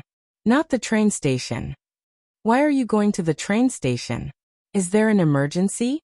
Jiang Fei felt that he couldn't keep up with Lu Cheng's pace. Lu Cheng spat out the foul breath he had just taken. To Zhenghe County. Coach Yan. If she can't come back early, then I'll go there. Why should I wait like a fool? Zhenghe County? What are you going to do there? Jiang Fei was confused. He didn't get an answer because Lu Cheng had hung up the phone. Zhenghe County. Zhenghe County. His thoughts raced, and he suddenly remembered something. Yenjika's hometown is Zhenghe County. Damn. I've known Cheng for so many years, but I didn't know until today that Cheng is a man of action. Jiang Fei suddenly felt that Lu Cheng's ability to win Yenjika's heart was not without reason. It was quite dangerous to take a car in the storm. Although there was no train from Xioshan to Zhenghe County, there were still express and express trains. Lu Cheng rationally chose the latter and booked a ticket for 6 p.m. in the online taxi hailing service. The whole journey would only take 35 minutes. Only then did he call his mother, Qi Fang, and tell her that he was going to play at Fatty Zhang's house and wouldn't be coming back tonight. Look at you, kid. You've been home for a few days, but you've been running outside every day. You haven't even gone to your grandfather's house. Qi Fang nagged a little, but didn't say much. Her child had grown up and was independent now. 10 minutes later, Lu Cheng arrived at the train station. The sky was already filled with muffled thunders, each louder than the last. Lightning illuminated the gloomy environment. Don't be like this. The storm is coming. Won't the train be late? Lu Cheng was deeply worried. His original plan was to arrive at Zhenghe County before the storm, find a hotel to stay in, and then make arrangements according to the specific situation on Yenjika's side. Who knew that the storm would come faster than he expected? According to Murphy's Law, when something is likely to develop in a bad direction, it is highly likely to develop in that direction. After Lu Cheng passed the security check, he was not surprised to hear that the train would be late. Whoosh whoosh whoosh. The storm was pouring down. This night was much later than usual. Many people directly canceled their plans to go out. Lu Cheng waited patiently. He didn't reveal anything in his chat with Yenjika. If he really couldn't make the trip, wouldn't that make the girl look forward to nothing? He ate dinner at the train station and browsed the news from time to time, praying that the storm wouldn't lead to a flood. Outside the house, the rain fell like a waterfall, knocking on the window, making the room quiet. While chatting with Lu Cheng, Yenjika looked at her classmates and sighed that the rain was really heavy this time. Which part of the house was wet? Phew, luckily I didn't ask Empress Dowager and others to come and pick me up. She sighed softly. At 11 o'clock at night, Lu Cheng was still waiting. The train seemed to be far away, but Yenjika had fallen into a deep sleep. He closed his eyes, concealed his spirit in qi, and sat down to sleep, warming his spirit. Time passed by. At 2 o'clock in the morning, seeing that most of the passengers were asleep, a thief stood up and skillfully rummaged through his bag. He came to Lu Cheng's side, took a pair of tweezers, and put them into his pocket. Right at this moment, his wrist suddenly tightened. Someone had grabbed it. He subconsciously wanted to withdraw his hand, but felt that the other's hand was like an iron clamp, firmly clamped and wouldn't loosen. Then he saw a pair of deep and calm eyes. After handing the thief to the police in the station, Lu Cheng shook his head with a puzzled expression. Almost as soon as the thief's pair of tweezers reached out, he woke up from his dream and instinctively stretched out his palm. Does this have the taste of absolute reaction? But I've just taken the medicine soup for 2 or 3 days, and my kung fu has just reached the subtleties. How can it be so fast? Is it the combination of the spirit of great success in meditation and the subtleties of kung fu? Lu Cheng didn't think too much about it. He planned to test it out when he had time. He continued to sleep to keep himself in good condition. At 4 o'clock in the morning, the long-delayed train finally arrived. More than 30 minutes later, Lu Cheng arrived at the Zhenghe County Railway Station. It was dark outside, and the rainstorm had stopped. The air was thick with moisture. As soon as he stepped out of the station, he saw a line of small black cars surrounded by many drivers. They shouted, "Are you going or not? It's only 200 to the city. Call a few more people, and I'll only charge you 100 to the city. You might as well rob me." Lu Qing didn't care about them. He unlocked his phone, turned on the GPS, and entered the 4 words Zhengke County. After chatting for a few days, he already knew that Yanzhika's grandparents were middle school teachers who lived in the family area in the county. After confirming the route, Lu Qing carried his satchel and started running. Yo, is there something wrong with this guy's brain? Is he stupid? He wants to run to the city. The black car drivers were a little stunned. Lu Qing looked at the GPS, corrected the direction, and quickened his pace. It's only a dozen kilometers. What's wrong with that? After a few minutes, she came to her senses. She put on the martial arts suit she had prepared and sent a message to Lu Qing. I'm up, rain or shine. Within 10 seconds she received Lu Qing's reply. I woke up early. The corners of her mouth lifted and her dimples flashed. Lu Qing's face seemed to appear in her mind. She put down her phone and tidied herself up. After a busy day, she waited for her grandfather, who also needed to get up early to practice Tai Chi. She walked out of the gate and jogged to the family area. At this time, the sky was still dark and the street lights were on everywhere. Yanzhika ran out of the community and suddenly saw a familiar figure. A figure who should have been in Xioshan. The dim yellow light soaked into his tall and strong body. It dyed his eyebrows, his outline, and the familiar smile at the corner of his mouth with a layer of light. Chung. Yanzhika almost whispered to herself. Then she reached out and covered her mouth, afraid that she would disturb her grandfather in front of her. Then she rubbed her eyes until they were red and wet.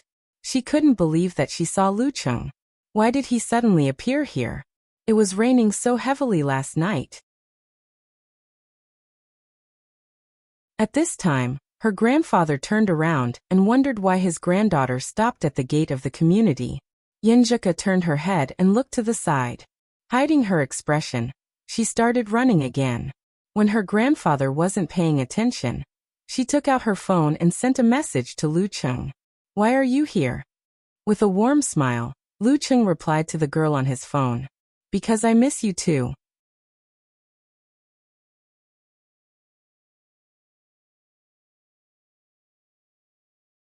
Chapter 234.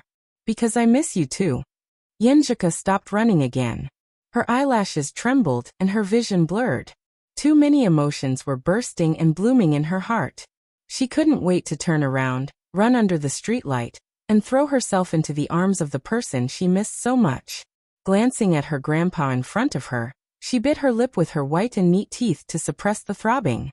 She typed on the keyboard and sent a message to Lu Qing. Idiot, you almost made me cry. Phew. She exhaled and calmed down a little. Then she said, that's right. I'm inviting you to do morning exercises with me. You can't reject me. A smile blossomed on Lu Qing's face as he replied briefly. Okay. He put his phone in his pocket, carried his sling bag, and started jogging. He followed his girlfriend from a distance and turned to the right. He followed her through the shady road and followed her to a place with good greenery. Grandpa, I'm going to continue practicing martial arts over there. Yanzhika greeted her grandpa cheerfully. She was unusually happy and looking forward to it. Her grandfather knew that there were many martial arts styles that could not be seen by outsiders when practicing. A few days ago, his granddaughter had also gone to a secluded place nearby. Without suspecting anything, she waved her hand and joined the group of old men practicing Tai Chi. She stretched out with her acquaintances. Lu Qing saw this and immediately quickened his pace. He followed the slender figure into a small path and turned into a place that looked like a botanical garden. Zhengke County was just a wall away. After running into another fork, Yanzhika slowed down and stopped under a fresh tree. She pursed her lips and looked deeply at her boyfriend who was getting closer and closer. Lu Qing was about to hug her when he found that she was looking to the side with her hands behind her back. She pouted and said, Stand there and don't move. Close your eyes. Just close them. Lu Qing couldn't resist Yanzhika's coquetry. He smiled and said, Okay. He stood there and closed his eyes, listening to the familiar soft footsteps walking towards him.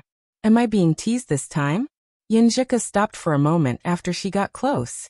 Her eyes were like water as she looked at Lu Qing's face. He looks a little tired. He probably didn't sleep well last night. His beard was sticking out.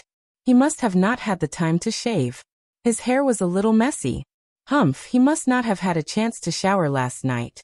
The girl's heart grew softer and softer. She took half a step forward, wrapped her arms around his waist, and buried her face in his shoulder. She felt the familiar smell, the familiar body temperature, and the familiar heartbeat. She felt the longing and frustration of the past few days melt away little by little. Don't open your eyes. She sensed Lu Cheng's attempt to open his eyes to return her hug, so she scolded him in a tender voice. All right.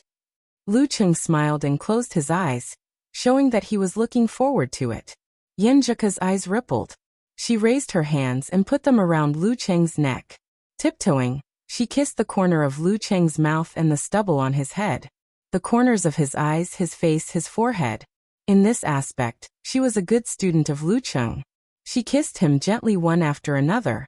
Finally, she closed her eyes. With a face full of righteousness, shyness, and joy, she kissed Lu Cheng's lips. She clumsily traced the outline of his lips, and timidly stuck out her tongue. Lu Cheng hugged her tightly and kissed her back passionately. He wished he could be their flesh and blood. After a long time, Yenjika panted and broke away from her boyfriend's embrace. She looked to the side with a drunken look.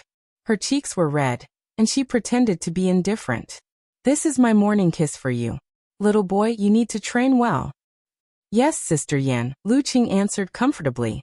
He hung his satchel on the tree branch and got into position. Yenjika tilted her head and asked in confusion, Don't you drink the medicine soup? I drank it long ago. I've already finished one round of training. Don't you see that I'm wearing a martial arts suit? Lu Cheng smiled and pointed at his body. I have to admit that the nearby public toilets are pretty clean. That's right, I'm also stupid. Humph, I must be infected by Cheng. Yenjika glanced at Lu Cheng. She didn't want to admit that she was too excited to pay attention to details. They didn't waste time on each other, nor did they neglect their training. They each took a side and practiced their own content. From time to time, the sound of punches and kicks could be heard. During this process, they would occasionally meet eyes and communicate with each other. It was extremely sweet and beautiful. Time flew and it was 7:30 in the blink of an eye. According to her usual habits, Yenjika should have left at this time to meet up with her grandpa and go home for breakfast. However, she dilly-dallied and didn't want to say goodbye. Cheng, how's the effect of your tempering these past few days? She looked up and asked with a faint smile. Lu Cheng stopped his posture and hugged the girl into his arms. You're so dirty. You smell like sweat. Dirty Cheng who didn't take a shower. Yenjika punched his chest lightly but didn't struggle. She chose to snuggle up to him quietly. Lu Cheng chuckled and then replied, The effect is pretty good. After only 2 or 3 days, I feel like I'm slowly getting into the details. I was thinking, the seniors who started practicing martial arts at the beginning definitely didn't have the help of the medicinal decoction. How did they do it? The seniors who started practicing martial arts at the beginning must be the kind with overflowing talent. They didn't need the help of medicine soup to get into the details. With their experience, we juniors can get twice the result with half the effort. There's no need to take the wrong path. Yenjika said with a smile. At this moment, she actually felt that Lu Cheng's sweat didn't smell bad. Instead, she liked it inexplicably. Oh no, I must be sick. My nose is broken. Her face unconsciously flushed. She quickly asked, What about the comprehension of withdraw? I haven't gained anything yet. I feel like I can't find the direction. Lu Cheng sighed slightly. The more I practice, the faster and smoother my muscles and fascia become. It's like there were a lot of impurities that were hindering my strength. Now they are being eliminated little by little. But this has nothing to do with the meaning of withdraw. His fake master only gave him the words human body Big Dan, round and bright. He couldn't understand anything from it. Yenjika pursed her lips and smiled. Call me Coach Yen. I'll explain it to you. For this matter, I have specifically consulted several relatives. Coach Yen, please do me a favor and give me some guidance. I can't repay your kindness, so I can only devote myself to you. Lu Cheng joked in a relaxed manner. Then I'll have to think about it. Yenjika rolled her eyes at him and thought for a while. I've asked my brother and other uncles, aunts, and sisters. After combining their words, I found a common point. Well, that's will. Will. Lu Qing chewed on these two words. Withdraw is not only the withdrawal of force, but also the withdrawal of qi and blood, the withdrawal of momentum and spirit. Maybe you have to find your own path, and martial arts will to be able to control all of these. Yenjika guessed seriously. Their words are very different, but they are in line with the records I read in the ancient books. Dan's stage varies from person to person. You can't imitate others. Well, it's probably because everyone is unique and their wills are also different. Lu Qing listened thoughtfully. He thought of something his master said, that he had to walk the path of martial arts mixed with cultivation. That was why his master couldn't give him too detailed guidance. But I don't know anything about cultivation. My path of martial arts, what will my martial arts will be like? It seems that I have to start from the Jindan? Back then, did your cousin find his martial arts will because he was injured? Lu Qing asked casually. There were not many people in the world who could communicate effectively with his brother-in-law, and his girlfriend was one of them. Yes. My cousin said that he relied on martial arts and hard work, so he couldn't really see his own will. When he was injured and couldn't practice martial arts for a long time, he felt empty all of a sudden. Then he slowly found and recognized his own martial arts will. But Chung, you can't learn from him. Everyone is different. Before Yenjika finished her words, she heard her phone ring. She took it out and looked at it. She shrank her neck, pursed her lips, and chose to answer the call. Grandpa, I'm more focused on practicing today. Okay, I'll be back soon. She hung up the phone and looked at Lu Qing. She said reluctantly, I have to go back for breakfast. What are you going to do next? I've seen you and hugged you, so I have to go home. You won't have a chance to come out even if you stay here. And you should be back in Xioshan by tomorrow at the latest, right? Lu Qing smiled and breathed in Yenjika's scent. His original plan was to ask her to go to her uncle, aunt, and other relatives' houses and have a short date with him on the way. But since they had already done morning exercises together, there was no need to trouble her anymore. Yenjika stared at Lu Qing quietly with her dark eyes. After a few seconds, she bit her lip and said, Then wait for me on the other side of the road in the neighborhood. Why? You want to treat me to your grandpa's breakfast? Lu Qing guessed. Yenjika pursed her lips and smiled. Yes. Wait for me. She left Lu Qing's arms, turned around, and jogged out to meet her grandpa. Then they went home. While helping to set the table, she took a deep breath and plucked up her courage. She showed her dimples and smiled sweetly. Grandpa, Grandma, I'll go back by car later. Songli is looking for me. I want to go back to Xioshan with Chung. Why are you leaving so suddenly? Is it urgent? Aren't your parents coming to pick you up tonight or tomorrow? Yenjika's grandma asked in surprise. Yes, I won't wait for them. I'm old enough to go to and from Songqing by myself. What's there to be afraid of? Grandma, Grandpa, you can come to Xioshan and stay for a few days. Yenjika showed her talent in acting spoiled and coaxed the two old people into agreeing to her request. Hurrah! She cheered quietly and rushed into the room. She quickly took a shower, changed her clothes, and packed her luggage. She left the clothes that had not been dried and would come back later. She moved quickly and filled her suitcase. Then she hurried out of the door. You little girl, you should at least have breakfast before you leave. Her grandma stopped her. Yenjika's eyes flashed a few times, and she nodded weakly. Okay. She ate a few mouthfuls without tasting, forced a steamed bun into her mouth and drank a glass of milk. Eat well. Grandpa, Grandma, I'm leaving. She clapped her hands like a primary school student. Then she put on her shoes, dragged her luggage, and ran out of the door to the entrance of the neighborhood. I'll call Empress Dowager later. In the clanging sound of the pulley, her long hair fluttered in the wind. She couldn't wait to leave. Lu Qing waited patiently under the shade of the opposite tree, looking at the entrance of the neighborhood. Suddenly he saw Yenjika come out with her long hair fluttering in the wind, dragging that familiar suitcase. She looked like a little fairy who came to the human world from heaven. He was a little stunned. What's going on? Yenjika looked around and crossed the road to him. Looking at his stupefied face, she pursed her lips and smiled. Idiot! Why are you in a daze? Help me carry my suitcase and call a taxi. You're going back with me? Lu Qing woke up and was surprised. He quickly took the suitcase. Yinjika turned her head and looked to the side. She didn't answer directly. She waved her hand and hummed. Let's go. I'll treat you to breakfast. On the minibus from Zhengke to Xiushan, the two leaned against each other and didn't talk for a while. They just smiled and looked at each other's interlocked fingers, and the rings that were shining again. At this time, the minibus started to play music. Flowers bloom in spring, taking away the sadness of winter. Listen to me. Hand in hand, go with me, and create a happy life. Yesterday was too late. Tomorrow will be a pity. Will you marry me today?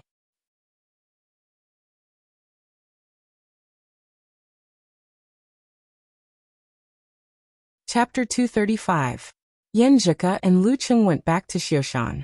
Yinjika and Lu Qing, who had reported to Empress Dowager and Song Li, threw their suitcases and bags into the storage area of a shopping mall. Then they had a good time. They watched a movie, went to the bookstore, went shopping, played with dolls and ate delicious food. In the end, Yinjika, who was in high spirits, even went to the musical merry-go-round for children twice. Lu Qing laughed and seized the opportunity to take many pictures of her at that time. Because there was no private occasion, the two of them didn't have much to be intimate with each other. They just finished the whole movie in the cinema. But even so, Lu Qing didn't feel any regret. He was equally happy, equally satisfied, and equally full of joy and happiness. Of course, at his age, he would feel that it would be better if there was a chance to be intimate. When they were talking about going to Old Lu Barbecue for dinner, Yinjika received a call from Empress Dowager. After a while, Yinjika put away her phone and wrinkled her nose. Empress Dowager asked me to go home for dinner. She seems to know that I'm with you, but she didn't say anything. In fact, with Empress Dowager's intelligence and experience, she could guess who I was rushing back to Xiushan for. Empress Dowager is experienced. She must know that wherever there is oppression, there will be resistance. He could roughly guess what Empress Dowager was thinking. She wouldn't forbid him from dating Ku, but she didn't want them to be together all the time. In that case, the weather would be dry, and the clothes would be thin. Young men and women would be full of vigor, and if they weren't careful, it would trigger lightning and fire. Of course, this was based on the fact that Empress Dowager didn't know me. In fact, she didn't need to worry. I would respect Yinjika and our future and control myself. Well, I have to go back to please Empress Dowager and massage her shoulders and back. Yinjika could feel her mother's indulgence and sighed half-jokingly. Then she blinked and looked at Lu Qing with her bright eyes. Will you send me zongzi tomorrow? Of course. Lu Qing answered without hesitation. Yinjika laughed and rolled her eyes. It's a pity that I can't eat it tomorrow. Lu Qing was confused. Then why did you ask? Hee, teasing Cheng is so fun. Yinjika said with a smile. The Empress Dowager said that she would take me to a Yinshui restaurant after the morning exercise. They used to open a restaurant near the hospital where my father worked. It was full of my memories. Unfortunately, they moved away and no one knew where they went. It was only recently discovered by the Empress Dowager. Can I meet you by chance? Lu Qing chuckled. Sure, as long as you're not afraid to face the Empress Dowager. Yinjika replied with a smile. Thinking of the Empress Dowager's aura, Lu Qing wiped his non-existent cold sweat and said, Well, the son-in-law is always afraid of the mother-in-law. Yinjika chuckled. Well, in fact, I don't know the exact location of that shop. After we go there tomorrow, I will take you there. Okay. Lu Qing thought for a while and said, Then I'll send you some zongzi the day after tomorrow. You don't have to. Yinjika smiled and said, Empress Dowager will be on a business trip tomorrow night. She'll be busy with a big project and won't be back for a few days. We can do morning exercises together and eat zongzi together. Okay. Lu Qing was suddenly full of expectations. After taking back the luggage, he called an online taxi and sent Yinjika to the entrance of her community. It was a villa community located opposite the lake behind the commercial center. It was a quiet community in the midst of chaos. After saying goodbye reluctantly, Lu Qing remembered to call his mother. "Mom, I'll come back for dinner later." He emphasized the key point. Qifang sneered. "Why didn't you say so earlier? I'm almost done with the steaming. There's no share for you." Ah. Lu Qing was stunned and deeply understood what it meant to be a biological mother. Feeling Lu Cheng's sluggishness, Qifang laughed and said, "Feifei wants to eat old yellow sliced chicken. You go buy one and get yourself a meal." "Okay." Lu Cheng elongated his tone to show his happiness. Sliced chicken was a special delicacy of Xioshan. When Lu Cheng was a child, when there were not many resources, it was a luxury for ordinary people to eat a chicken. Therefore, sliced chicken was born. The stall owner would cook the chicken and soak it in the chili oil soup. He would sell the chicken on the street and charge money by the slice. Even greedy children could eat 2 or 3 slices with the money they saved. It was one of Lu Cheng's good memories when he was a child. Nowadays, as long as one was not poor, it was easy to eat a chicken once in a while. Thus, sliced chicken gradually disappeared from the stage of history. Only the Old Yellow restaurant, because of its exquisite ingredients, attractive taste, and appetizing spicy taste, became a regular stall business, selling cold dishes and braised dishes. After buying the delicacies for Yanzhika, Lu Qing took them back home. Qifang, who had been waiting for him, announced that dinner was ready. "What have you been doing these past few days?" Qifang asked when she was half full. "Didn't I tell you already? I went to work part-time in the martial arts club of my classmate's master." Lu Qing poured some sliced chicken and mixed it with rice. Lu Jisheng put down his chopsticks and took a sip of Ningxue Daku original proof liquor. "You started work so early? How many days a week?" "Monday, Wednesday, and Friday from 9 to 12 in the morning. But most of the time, I also stayed in the martial arts club and borrowed their strength training room to practice. Or I could give guidance to the inner disciples." Lu Qing told his parents that he might not be at home often. Most of the time, he would go on dates. "Not bad. It's very easy." Qifang breathed a sigh of relief. She was afraid that her son would be too tired to make money. Then, half out of curiosity and half out of habit, she asked, "In that case, how much do they give you a month?" Questions about money always aroused people's desire to understand. Not only Lu Jisheng looked over, but also Qi Yunfei, who was chewing the chicken, turned her head and looked at her cousin with interest. Lu Qing hesitated and said frankly, "They give me more than 50,000 yuan for 2 months. This did not include the individual guidance fee. Although only Qin Rui could make an appointment, he believed that after he improved, other inner disciples and aspiring martial arts students could not help but give it a try. 50,000, 10,000? Qifang's chopsticks paused in the air. Lu Jisheng forgot to put the food into his mouth. Only Qi Yunfei, who had heard Ding Yanba mention it before, was mentally prepared. "Yes." Lu Qing nodded. Qifang blurted out. "Cheng, have you been tricked? You only work 3 mornings a week, and they give you more than 50,000 yuan for 2 months? With her son's identity, how could there be such a good thing in the world? He was not the kind of martial artist who could make thunder and fire on TV. How is that possible? Gushan Martial Arts School has been running for many years." Qi Yunfei retorted. She had done the research. Lu Qing smiled and said, "Mom, don't worry. You can ask someone."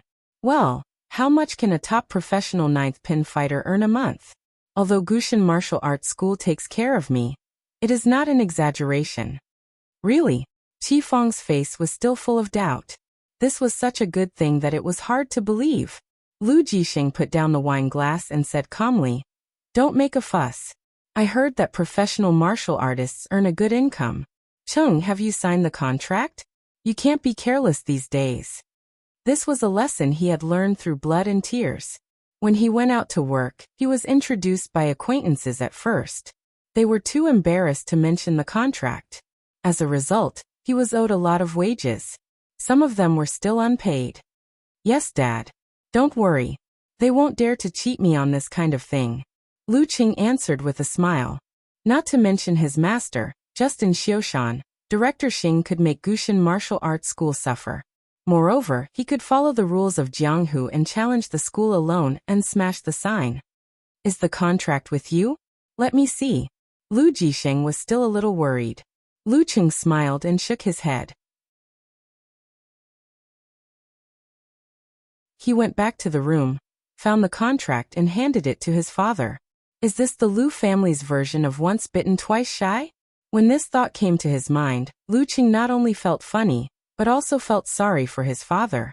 In the future, you won't have to work so hard anymore. Lu Jisheng looked carefully and handed it to Qi Fang, who had been leaning over. He sighed with relief and said, Not bad, not bad. You've grown up and become an adult. Sigh, your father's annual salary plus bonus and benefits only amounts to a little more than 80,000 yuan. And this is a good year. You can be my father for half a year and 2 months. He was full of feelings and rambled on. Qi Fang keenly interrupted. What's a one-to-one tuition fee? It's a 1-to-1 tuition fee. Lu Qing said concisely. He was afraid that his mother wouldn't understand if he said it too professionally. When it came to tuition, Qi Fang understood. Is it based on times or hours? 800 yuan per hour. Lu Qing said honestly. Oh, 800 yuan per hour. That's 6,400 yuan per day for 8 hours. That's more than 190,000 yuan per month.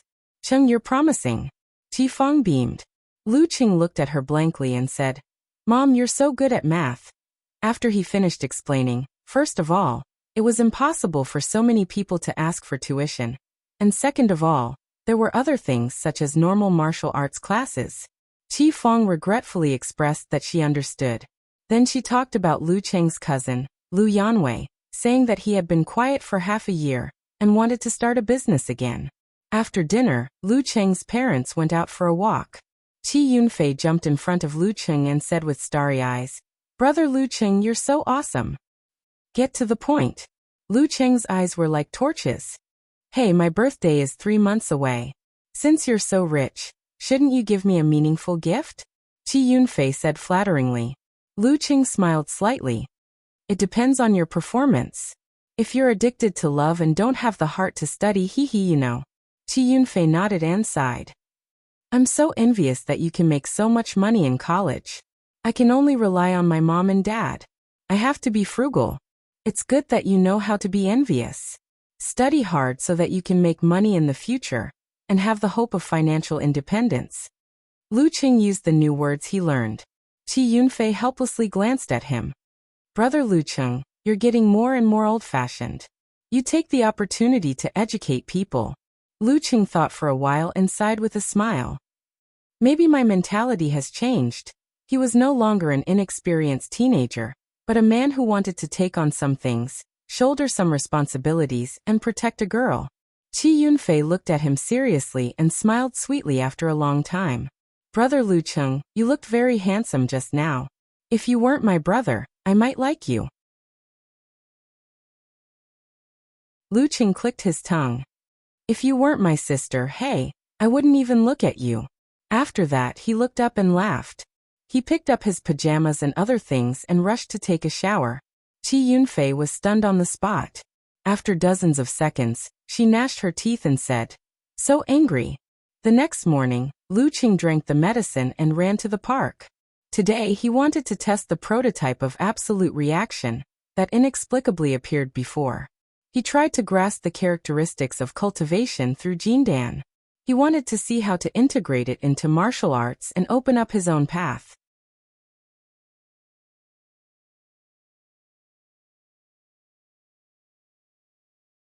Chapter 236. Phew. At the end of his morning exercise, Lu Qing exhaled a mouthful of foul air and shook his head with a wry smile. To him, this was something he had expected. How could one be able to find the right direction and achieve success on the first try? In fact, ever since Lu Qing found out that the Jindan in his body came from the lost martial arts sect cultivation, he had put in a lot of effort to gather information about it. However, the information he could find on the internet was too mysterious and hard to believe. For example, in a small cultivation fan exchange forum, there was a guy named Thompson who had developed hysteria due to his practice and almost became a cripple. He only recovered after a long time. Without a corresponding martial arts reference, Lu Cheng's attempt to grasp the characteristics of cultivation through the Jindan was like a blind man groping for an elephant. It was difficult for him to gain anything of value. At most, he could deepen his understanding of the concepts of frost, Virokana, and starry sky. Naturally, there was no way for him to integrate the knowledge of cultivation and open up his own path. Sigh, it's been several months since Master's old friend obtained the Longhu Immortal's legacy. Why hasn't he achieved anything? Lu Cheng complained in his heart. He packed up his things and prepared to go home for breakfast. If he still couldn't grasp the characteristics of cultivation, then he decided to use the simplest, crudest, and most effective method. That was to completely follow the orthodox martial arts path and treat the Jindan as a supernatural energy fountain. Through time and time again, he would completely absorb it and strengthen his own supernatural abilities of frost and flame. As for the combination of supernatural abilities and martial arts, there were too many references. The predecessor planted the tree, and the successor reaped the shade. It was half the work, but twice the effect. If there's no other way, then so be it. Jindan, who knows what it is? Lu Cheng's thoughts fluctuated and he sighed slightly. At this moment, he suddenly had an absurd association based purely on the literal meaning of the word. Jindan Danchi state they are all Dan. Could it be that there are some similarities? As soon as this whimsical idea came into his mind, it was like a flood breaking through a dam. It was endless and couldn't be stopped no matter how hard he tried.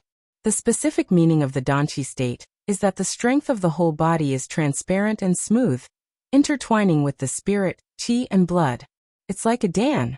Every punch and kick can mobilize the strength of the whole body to the greatest extent, and can be controlled with extreme precision. There's absolute reaction, so it's called the human body Big Dan.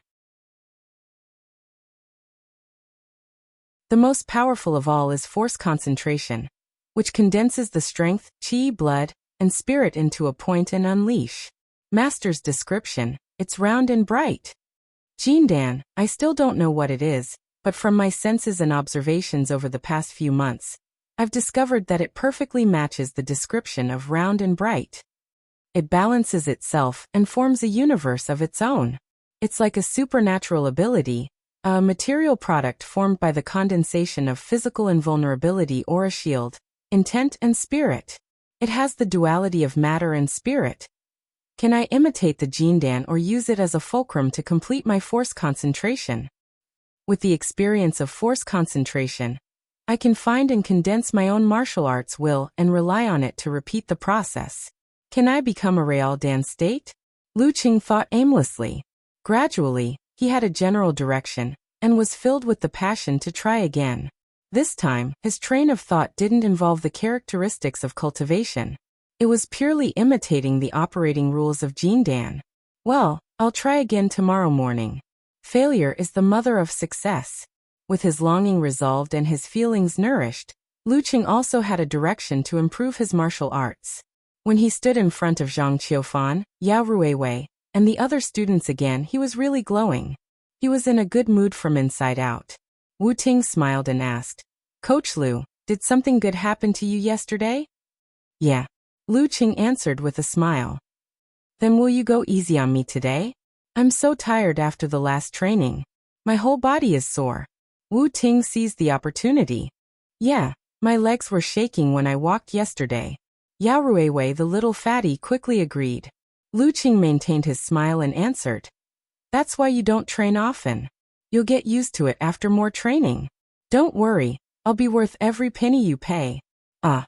Wu Ting, Zhang Qiufan, and the others all let out disappointed sounds.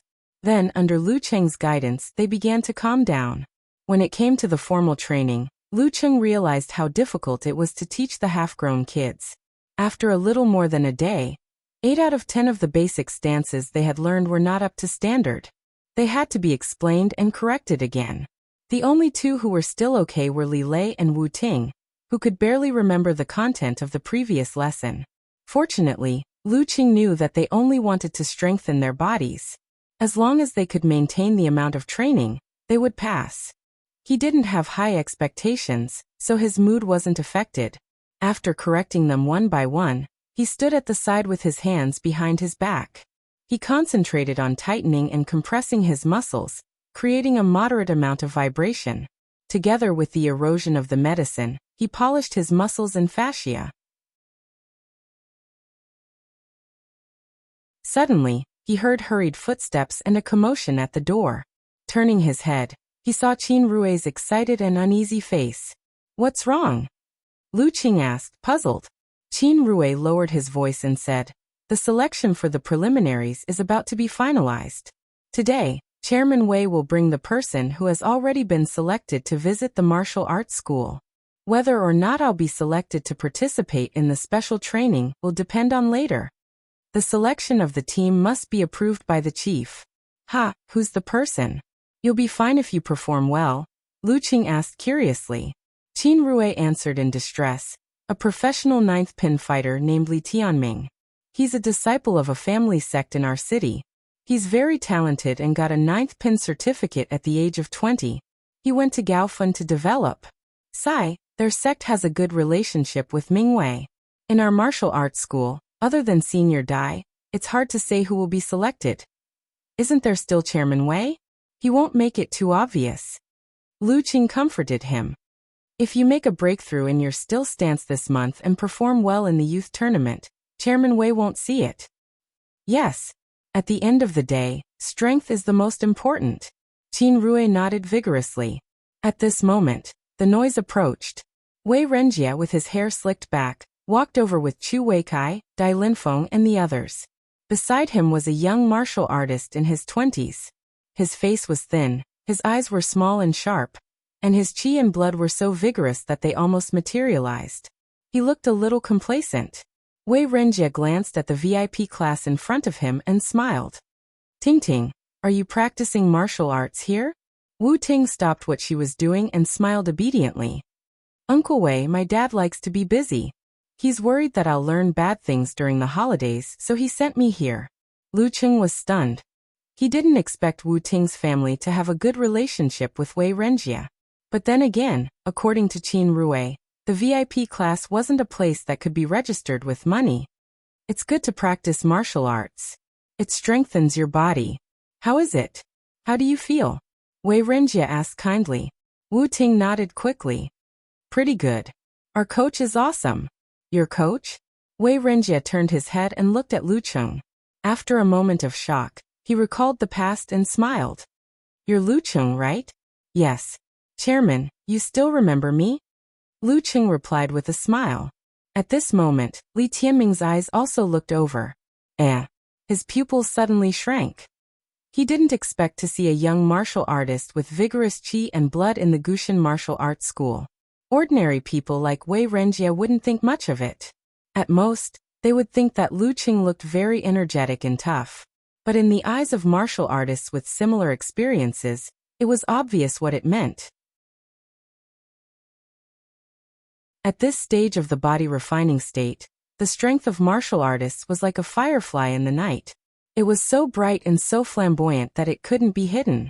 What does this mean? Li Tianming looked at Chu Weikai in surprise. He saw that this old man with deep wrinkles was also looking at him. His smile was amiable and his eyes were meaningful. "How can I not remember? My idea for special training came from your opinion." Wei Renjie laughed. "Is it summer vacation? Why are you here as a coach?" "Part-time job." Lu Qing answered honestly. Good. It's good to be self-sufficient." Wei Renjie didn't say much. He walked around the VIP class area and walked towards the stairs surrounded by people. When the area was almost out of sight, Li Tianming couldn't help but look back at Lu Qing. How could he not be cautious when he found a martial artist at the peak of the body refining state in a martial arts school that he didn't have a good relationship with? But Lu Qing didn't care at all. He didn't even think about competing for the preliminaries. "It's a pity that Chairman Wei isn't a martial artist. He can't see how strong you are." Qin Rui sighed regretfully. He strode forward and caught up with the group. After the tour, the few people with the highest status sat down in the office on the third floor. Li Tianming glanced at the summer martial arts class registration list on the table. He pretended to pick it up casually and flipped through it. VIP Class 3, Coach Lu Cheng, professional ninth pin. Lu Cheng. Chairman Wei called him Lu Cheng just now. Li Tianming put down the list and took out his phone while listening to Wei Renjia's long speech. A professional ninth pin martial artist could more or less find the competition videos online. Chu Weikai glanced at his actions and smiled faintly. Lu Cheng, professional ninth pin. After typing these words, Li Tianming put his phone on silent mode and browsed through the information. He randomly clicked on a video. At the beginning, his expression was still normal. But as he watched, his expression changed and his body couldn't help but tremble. Wei Renjie ended his speech and looked at Li Tianming with a smile. Tianming, what do you think after watching the young talents of Xiushan? Do you have the confidence to take on the challenge of the preliminaries? He was inviting Li Tianming. Li Tianming suddenly woke up and looked at Chu Weikai subconsciously. He saw the smile on Chu Weicai's face. Li Tianming took a deep breath and answered stiffly. Chairman, I don't have the confidence. Huh? Wei Renjie was stunned. What kind of answer is this? I was just asking out of habit. Li Tianming forced a smile and said, I've thought about it seriously. I'm still too weak to win glory for Xiushan. Chairman, I'm sorry to let you down. If I agreed to be the leader, Gushin Martial Arts School would definitely find an excuse to challenge me. And I really don't have the confidence to face that guy just now. Wei Renjie was still calm. He maintained his composure and asked seriously, Are you sure? Yes. Li Tianming answered with a red face. After the exchange, he left Gushin Martial Arts School, as if he had escaped from a tiger's den. Looking at Li Tianming's panicked back, Lu Qing pulled Qin Rui and asked thoughtfully, Chairman Wei, why did you decide to visit today? My master invited me. Qin Rui didn't think there was anything wrong with it. Lu Qing laughed and shook his head. He didn't say anything else. Master, this trick is really useful. After watching Wei Renjie leave, Dai Linfeng saw that there was no one around and said excitedly, In the future, if we meet any ignorant professional ninth pin who wants to be the leader, we can invite them to visit. Lu Qing doesn't want to do that, but others don't know. Chu Weikai sighed and said, This method can only be used once. Do you think Lu Qing is stupid? Can't he see through it? We can use his prestige a little and think about our relationship with him. He will turn a blind eye and let it go with a smile. If we do it again and again, what does he think he is? Dai Linfeng nodded and said sincerely, Master, I understand. Yes, we have to seize the opportunity and try to get the professional ninth pin who is close to us. Sigh, only an experienced person like Master can accurately grasp the limits of the previous method.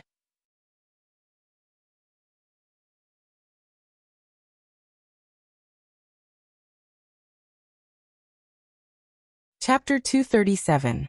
Lu Cheng, who had nothing to do in the afternoon, went home early. He was chatting with Yen Zhika on his phone while watching variety shows on the sofa. When night fell, he found that his mother was not home. The dinner they had planned was still in his imagination. Hello Mom, where have you been? Lu Cheng, the left-behind child, took the initiative to call. Qi Feng was surprised. Didn't I tell you? No. Lu Cheng answered blankly. Qi Feng laughed dryly. Oh, I'm used to you studying outside. Used to what? Used to not having a son like me? Lu Cheng covered his face and sighed. Qi Feng continued. Feifei has been playing in our house for a few days. Your aunt urged her to go back. I thought it would be a waste if I didn't use it since I helped someone take over for a few days. So I decided to send her back. I don't want to embarrass your aunt if anything happens on the way back. Cheng, you and your dad can settle it by yourselves tonight. I can sleep in my room tonight?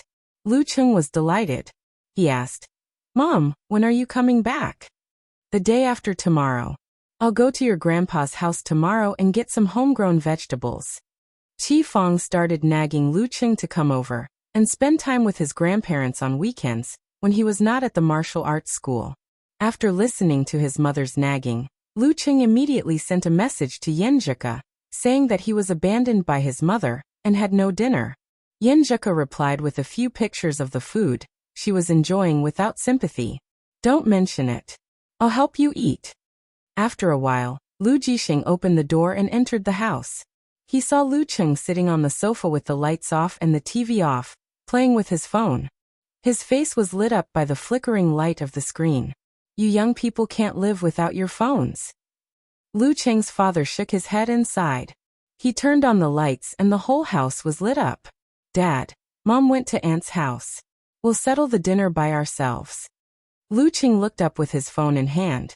Lu Jisheng pushed his gold-rimmed glasses. I know. I'll cook. As he spoke, his voice suddenly came to a halt. Lu Cheng was stunned. He took a deep breath and said, How about we go to Grandpa's house? Okay. Lu Jisheng made a prompt decision, as if he had been waiting for this suggestion for a long time. The father and son did not need to pack up. They called Lu Debong and left immediately. On the way, they stopped to buy soy sauce duck and sliced chicken as extra dishes. When he entered his grandfather's house, Lu Cheng suddenly felt that the atmosphere was not right, because there were guests. A man and two women were sitting in the living room.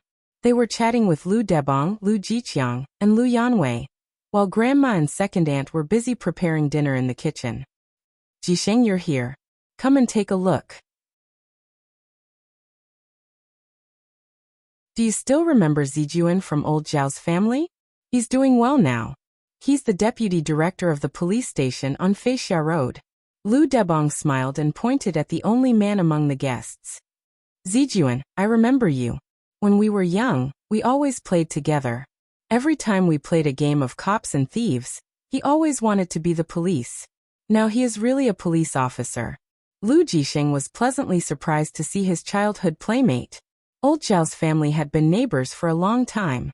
Zhao Zijuan was in his 40s. He had a square face, short eyebrows and heavy eye bags. He stood up and patted Lu Jisheng. Jisheng, you still look like a scholar. Back then, whenever I was naughty, my father would use you as an example to lecture me. He said that he would be satisfied if I was half as good as you. Other people's children. Lu Cheng silently summarized for Zhao Zijuan. The other two were ladies, but he didn't pay much attention to them. He just glanced around and found a girl in her early 20s with half of her hair in a bun. She looked quiet and uneasy. His cousin Lu Yanwei didn't have his usual eloquence and seemed to be restless. Well, it's not a meeting between old neighbors. It's a blind date. Lu Cheng suddenly understood. He walked to Lu Yanwei with interest and patted him on the shoulder. This was the first time he had encountered a blind date. It seemed that Lu Cheng's ambition scared second uncle and the others, so they sped up the blind date. They came directly to him without making any arrangements. Lu Yanwei looked at his cousin sadly, and did not dare to say anything. This is my wife Huang Kun. This is my maid Zhao Qian. She is a language teacher in No. 3 primary school. Is that your son? After catching up, Zhao Zijuan introduced his family. Lu Jisheng smiled. Yes, Lu Cheng. He is still studying. Is he in university? Where do I read it? Zhao Zijuan asked casually. Songqing University, Lu Jisheng answered proudly. Very good. He is like you in this aspect. Zhao Zijuan did not ask more about Lu Cheng, because he was not the main character today. After they sat down, they continued to chat. Their topics were focused on Lu Yanwei's current job, Zhao Qian's situation, and Lu Jiqiang's previous canteen contract. Lu Cheng could tell that his second uncle had been repeatedly reminded that he would not use a second sentence if he could answer with one sentence, so as to avoid accidentally saying something hurtful. They talked from before dinner until dinner. Lu Cheng did not say a word and played the role of a normal person eating meat, chicken, duck, pork ribs and eggplant diligently. The male and female protagonists were robbed of the limelight by their parents, so they could only answer questions in silence. Lu Cheng could feel the awkwardness between them even with his toes. Well, he tested absolute reaction this morning and found that there was no such thing. Was it by accident that he caught the thief? That's not right. That feeling was very obvious. I was in a deep sleep at that time, but I was awake during the test. Was that the difference? Lu Cheng, who was lost in his thoughts, found the atmosphere a little cold and subtle. It seemed that the Zhao family was not satisfied with Lu Yanwei's situation. After dinner, Zhao Zijuan did not stay long. He said that he had something to do, and left with Huang Kun and Zhao Qian. He did not let Lu Jiqiang and Lu Yanwei see him off. After the guests left, the Lu family fell into a short and depressing silence. After a few minutes, Lu Cheng's second aunt, Wang Lily, hit Lu Yanwei and said with a sobbing voice, 2 or 3 years ago, when our family was still strong, would old Zhao not like you? Wei, people have to accept their fate. Some people are destined to be rich, and some are destined to live a stable life. Don't worry about it. Work hard and make progress. Lu Yanwei pursed his lips tightly and said nothing. He stood there stubbornly, his round face full of gloom. Well, don't talk about it. Let him do whatever he wants. We can't afford it anyway. Lu Jiqiang shouted. His hair seemed to be getting whiter and whiter. If I had known this would happen, I wouldn't have come for dinner. Lu Qing felt a headache. He looked at his father and found that he felt the same. Even an honest official can't solve a family matter. It was his second uncle's problem, so he couldn't get involved. Don't talk about it. You can do whatever you want.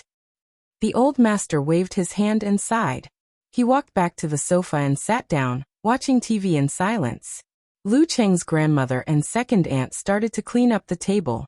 Lu Jiqiang sat on the single sofa. Lu Yanwei wanted to say something but couldn't. He walked back to his room gloomily. Dad, I'm going to talk to my brother, Lu Cheng said in a low voice. Go talk to him. Lu Jisheng knew that his son had matured quickly in the past half-year, so he nodded with relief. Lu Cheng knocked on the door and entered the dark room. He sat on the computer chair and looked at Lu Yanwei, who was lying on the bed. Brother, what do you want to do this time? He had heard him mention it before. Lu Yanwei said sullenly, I used to run a restaurant. I saw that the takeout business in Xioshan is booming, so I want to open a restaurant that doesn't have a shop. It won't cost too much. Speaking of this, he opened his mouth. He sat up and said in pain and confusion, Cheng, do you know what's the most painful thing for a person? It's that I can't see any hope. I go to work on time every day and earn 2,000 or 3,000 yuan a month. I won't starve to death, but I can't see any hope. Today is the same as yesterday, and tomorrow will be the same. I want a house, no. I want a car, no. I don't know when I can earn enough money with this little salary. Should I rely on my parents? I don't want to suffer, but I don't want to be like this for the rest of my life. Lu Qing listened quietly and thought that if he was in this situation, he would be in the same pain and struggle. But you can't just do it casually, right? You have to do some research and see the prospects before you do it. Lu Qing said in another way. Lu Yanwei was stunned and said, I think it can be done. Many people in our company order takeout. You can't just rely on your feelings. Lu Qing complained and took out his phone to ask his life coach, Coach Yan. Yan Zheka replied with both hands supporting her chin. I haven't done this kind of research. Since your cousin wants to do it, he must do a good job of positioning and investigation. For example, where is the takeout area he is targeting, how many restaurants there are, and whether they are popular. Lu Qing translated her suggestions into his own words and told his cousin. Lu Yanwei, who only had high school education, was stunned. In the end he said, Qing, you know this? I don't know, but some of my classmates do. Lu Qing answered proudly. Coach Yan is awesome. Well, I'll figure out these things first. Lu Yanwei suddenly found that he had no idea at all. He had taken it for granted before. Ningshui, Qi Yan's house. Qi Yunfei was lying on the bed, watching a video leisurely with her legs crossed. Sister, what are you watching? Chen Xiaoxiao walked in while drying her hair. Qi Yunfei laughed and said, Brother Lu Cheng's competition video, super handsome. Brother Lu Cheng? Competition video? Chen Xiaoxiao was confused. See for yourself. Qi Yunfei pushed the tablet in front of her. I'm drying my hair. Chen Xiaoxiao muttered. She stopped what she was doing and looked over. A few minutes later she said in surprise, Is this really Brother Lu Cheng? How powerful and awe-inspiring. Yes.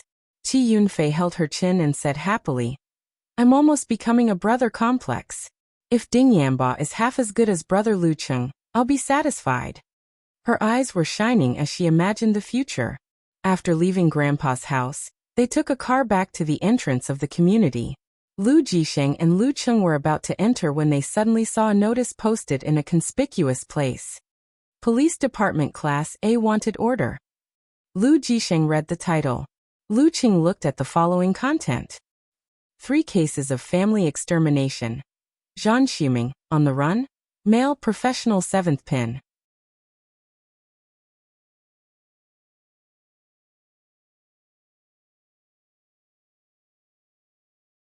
Chapter 238.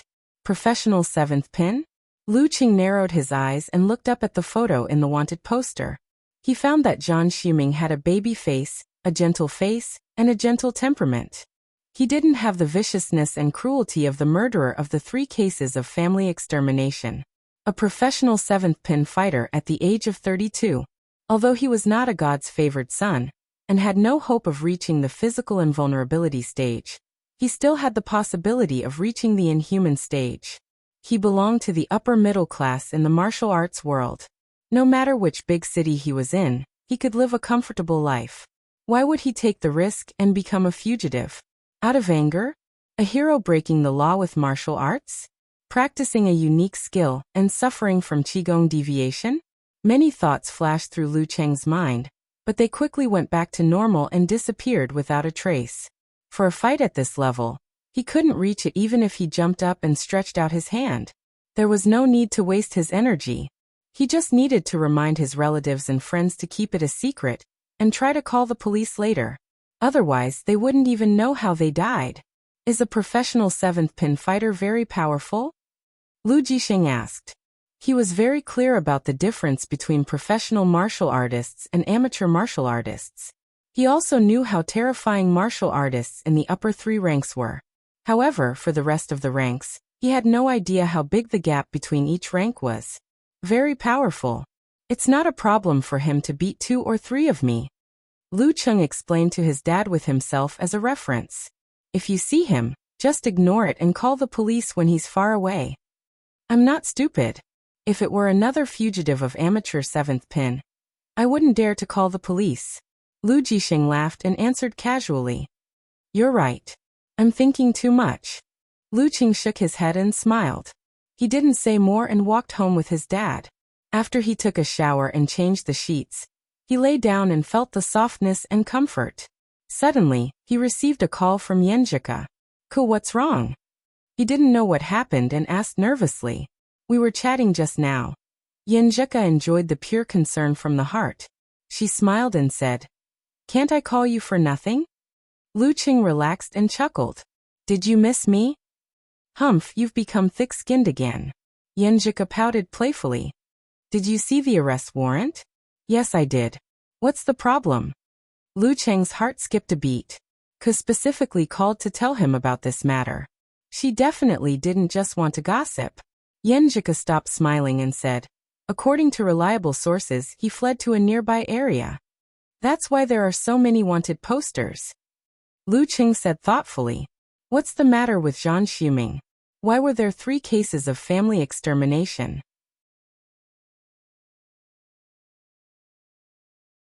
It's said to be revenge. Yenjika chose her words carefully. His parents were also martial artists.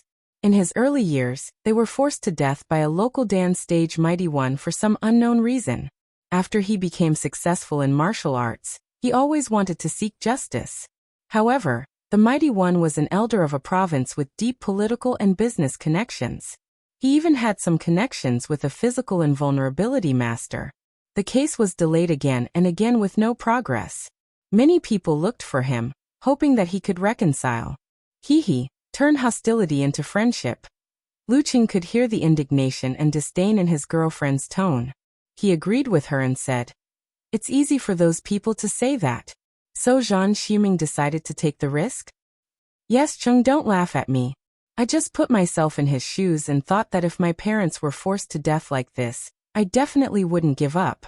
Just like the idiom, I can't live under the same sky. Yenjika sighed and said. Zhan Xuming pretended to accept reality and softened his attitude. When the mighty one let down his guard, he came in the middle of the night and killed his enemy's entire family of 11. Then he went all the way south, hoping to escape to the war-torn areas.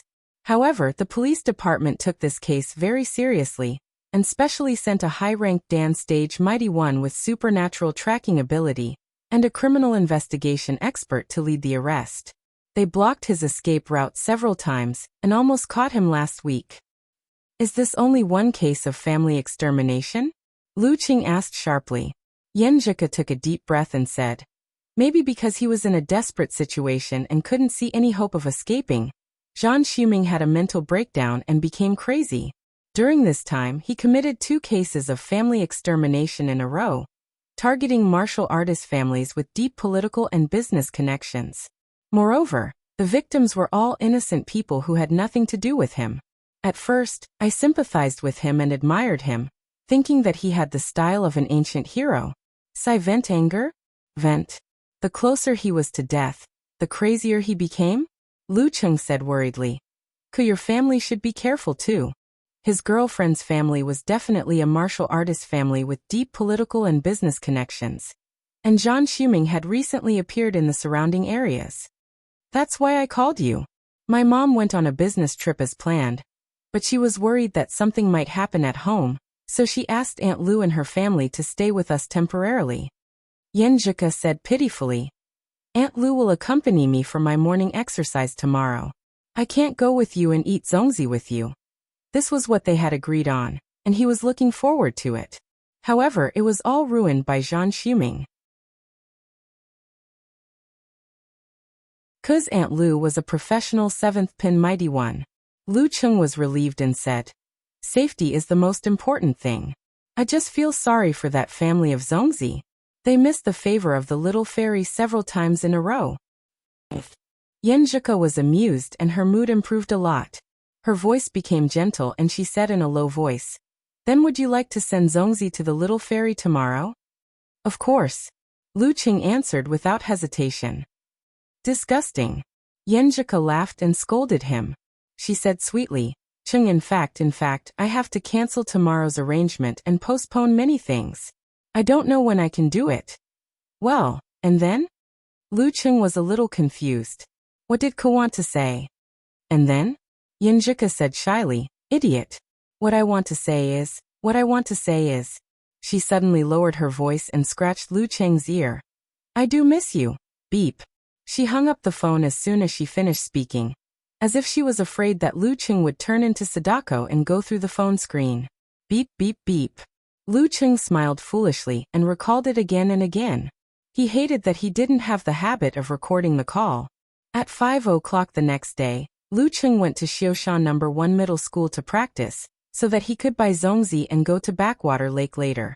He completed the daily practice step by step, and the internal vibration training with the medicinal soup. In the end, he set aside half an hour to imitate the operation pattern of the Jin Dan.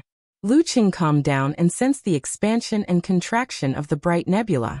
Based on his previous experience, he gradually had a grasp of the operation pattern of the Jin Dan. Spin. The key word was spin. In general terms, the two contradictory forces of ice and fire repelled each other, and then transformed each other. Finally, they reached a delicate balance and kept spinning around a certain point. The reaction was the slow rotation of the vast nebula. In detail, the ice crystal rotated around the flame, and the flame rotated around the core of the nebula formed by the interaction. Layer by layer, it was like the movement of celestial bodies. Once the rotation stopped, the Jindan would definitely collapse with a violent explosion and completely collapse. Spin. To put it simply, let the qi, blood, spirit, and force rotate around a certain point to form a balanced and restrained Big Dan of the human body and complete the withdrawal attempt. This point should be my martial arts will. Lu Qing thought and had a rough idea. When I haven't found and formed my own martial arts will, I can use the Jindan as a fulcrum to experiment and see if it works. After analyzing that it wouldn't be too dangerous, Lu Qing calmed down and got into a good posture. Then he closed his eyes and concentrated his spirit and qi. He focused all his spirit on the Jindan to stimulate the qi and blood, and then used the qi and blood to guide the force. When his spirit synchronized with the operation of the Jindan, his whole body suddenly shook, and he felt that the rotation of the Jindan suddenly accelerated. Boom. His qi, blood, and force were stimulated, and then his spirit suddenly shrank inwards as if it was circling. His body strangely showed a sense of emptiness and stillness. The shrinkage was only temporary, and the force that was far from pure and penetrating quickly bounced back and spurted out, driving Lu Qing to punch forward. Bam! The air seemed to explode, and the pure force of the body stirred up a gust of wind. Lu Qing opened his eyes and looked at his fist, but didn't think about anything. Instead, he looked at the path on the left. At the moment when his spirit shrank, he had a strange feeling. Without relying on his ears or eyes, he felt that someone was coming from that direction. This was very similar to the experience of the absolute reaction, when he caught the thief. A few seconds later, Lu Qing heard footsteps. After a while, he saw a middle school student on a morning jog pass by. Someone is really coming. Lu Qing took a breath and murmured to himself. As for the absolute reaction from before, he more or less understood what was going on. When he was awake, many distracting thoughts interfered with the operation of the Jindan, so it couldn't exert its own characteristics. When he fell into deep sleep and had fewer thoughts, it showed something similar to the absolute reaction, or even more powerful, similar to the ice mirror. He used to sleep in the dormitory at home, and beside Yinjuka. He didn't encounter any malicious things, so he didn't feel anything in his dreams until he encountered the thief. As for the feeling just now, it should be the result of the combination of this characteristic and the withdraw ability of the Dan stage. Lu Qing shook his head. He felt that after the withdraw ability, his body was sore and his head was swollen. He had to rely on the hot flow of the Jindan to calm his tiredness. Breaking through to the Dan stage is not something that can be done in a day or two. Even if I use the Jindan as a cheat to achieve the withdraw ability, I can't really rely on it to achieve the withdraw ability before the force in my body is completely refined and the exuberant qi and blood turns inward. Lu Qing warmed up his muscles and bones, feeling a little happy and a little sad. Well, I can't always rely on the Jindan to cheat. I can't forget my original purpose. I'm using this experience again and again to understand and master the withdraw ability. Then I'll use the martial arts will as a fulcrum to master the unique force concentration. As for the martial arts will, I'm still at a loss. Lu Qing exhaled deeply, feeling that the Dan stage was still a long way to go. Succeed? I've just started.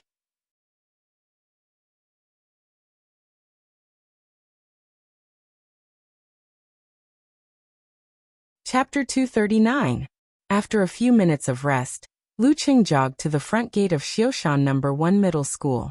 Following the usual path, he found the stall selling zongzi with a cart, against the direction of the third-year students who were still in class. 3 white zongzi, 2 spicy ones and 1 brown sugar one. Okay. The stall owner was a middle-aged man with a limp on his right foot. He had a bright smile, but apparently he didn't recognize Lu Qing as the high school student who used to patronize him. Lu Qing took out his phone, took a picture, and sent it to Yinjuka.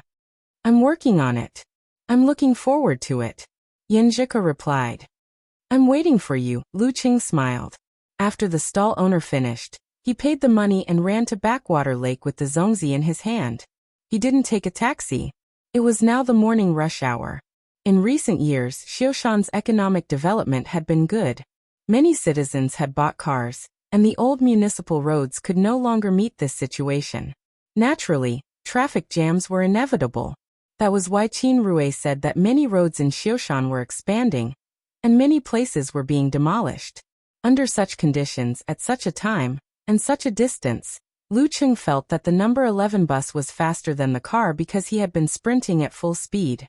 He ran a few kilometers like he was running 100 meters. Training and fun.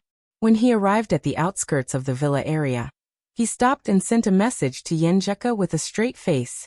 Hello, your exclusive delivery boy has arrived. Beep. Yinjuka didn't want to miss the message, so she didn't take a shower after the morning exercise. Now she picked up her phone and looked at it. When she saw this, she couldn't help but burst into laughter.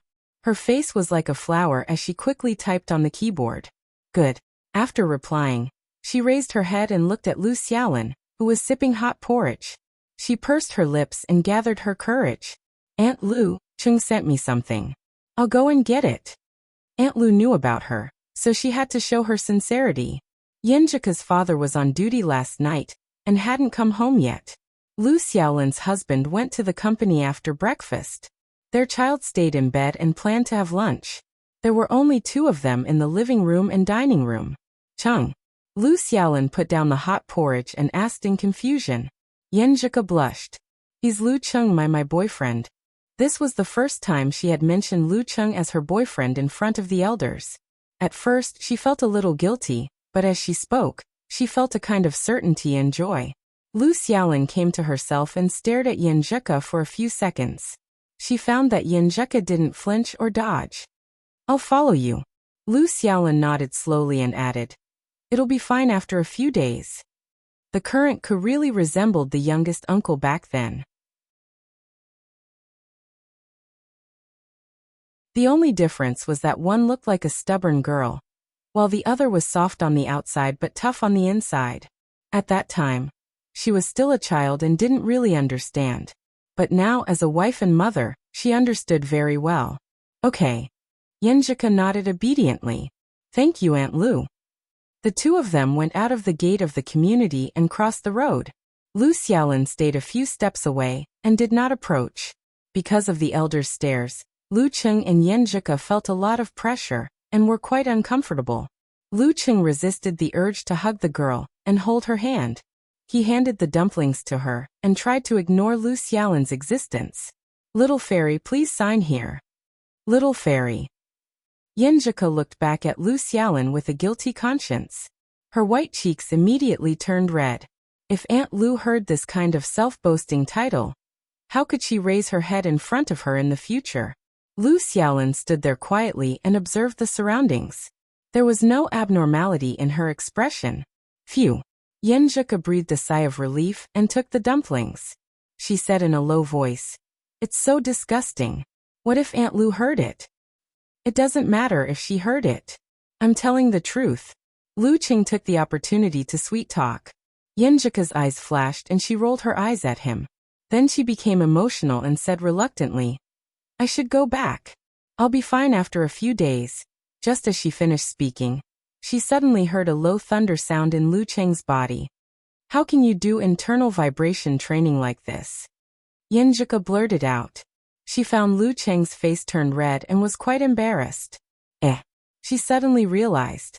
She covered her mouth and laughed, leaning forward and backward. Are you hungry? So hungry that it was like thunder. Yes. Lu Cheng answered with embarrassment. He was so focused on sending the dumplings earlier that he forgot about his share. Yenjika suppressed her laughter and said with half anger and half happiness, when you buy the dumplings, don't you eat some first? My brain short-circuited and I forgot. Lu Cheng said with a hollow laugh. Forgot. Yenjika repeated these two words in a low voice. She looked at the dumplings in her hand, and her eyes were full of tenderness. She secretly looked behind and found Aunt Lu was looking around and didn't pay attention to her and Lu Cheng. She took out a pair of disposable chopsticks, broke a dumplings, mixed some seasonings, picked up a piece and put it in front of her boyfriend's mouth. She hummed, Here, sister will give you a bite. While speaking, she turned her head and looked at the street tree next to them. Lu Cheng was surprised and happy. He put the dumplings in his mouth and wolfed them down. He said happily, Delicious. Don't talk. Focus on eating. Yenjika blushed and quickly fed him. Fortunately, Aunt Lu was not looking at them now. After feeding him quickly, she pursed her lips and looked at Lu Cheng softly. She waved her hand and turned to Lu Xiaolin. Lu Cheng wanted to pull her back, but he had to force himself to watch her and Aunt Lu walking into the neighborhood. At this moment, Yenjika was so guilty that she didn't dare to look at Lu Xiaolin. She was talking about all kinds of irrelevant things. Why was I so bold just now? In broad daylight, in front of so many people, I took the initiative to feed Cheng. Lu Xiaolin listened with a smile and answered a few words from time to time. She didn't seem to notice that they were whispering sweet nothings. Well, it seems that Aunt Lu respects privacy and deliberately ignored our interaction. Yenjika felt relieved and said happily, Aunt Lu, I'm going to take a shower. Lu Xiaolin nodded, and sat on the chair in the bedroom.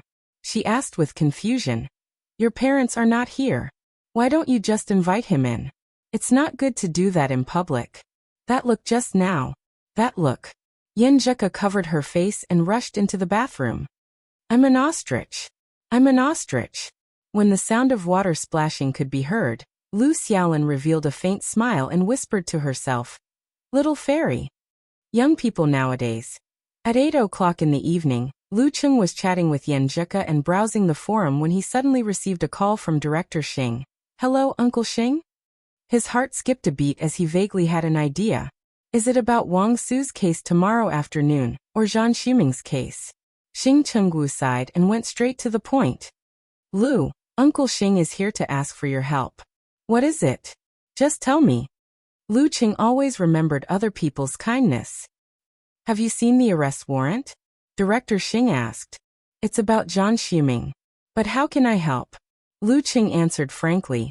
"Yes, I've seen it and asked people. I know what he did and what he did." Director Xing, who knew his master's background, was not surprised.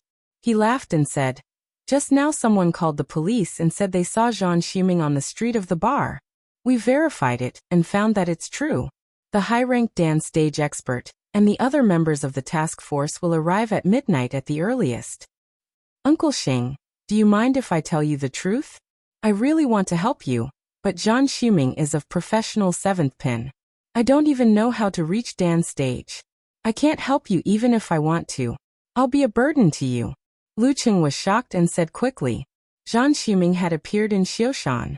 After a year of experience and growth, Lu Qing didn't know how to refuse people anymore.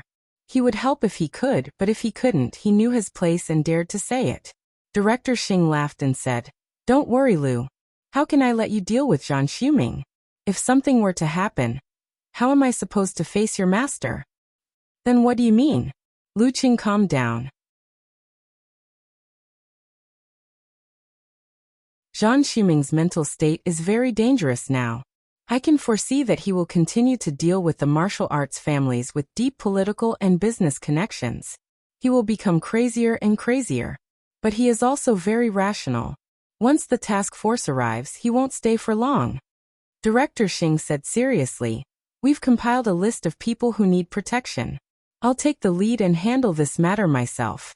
Lu, in a small place like ours there are limited masters. Even if the police force is stronger than the martial arts circle, it's only a few times stronger. According to the list, I've even invited 2 seniors, but the number of masters is still not enough."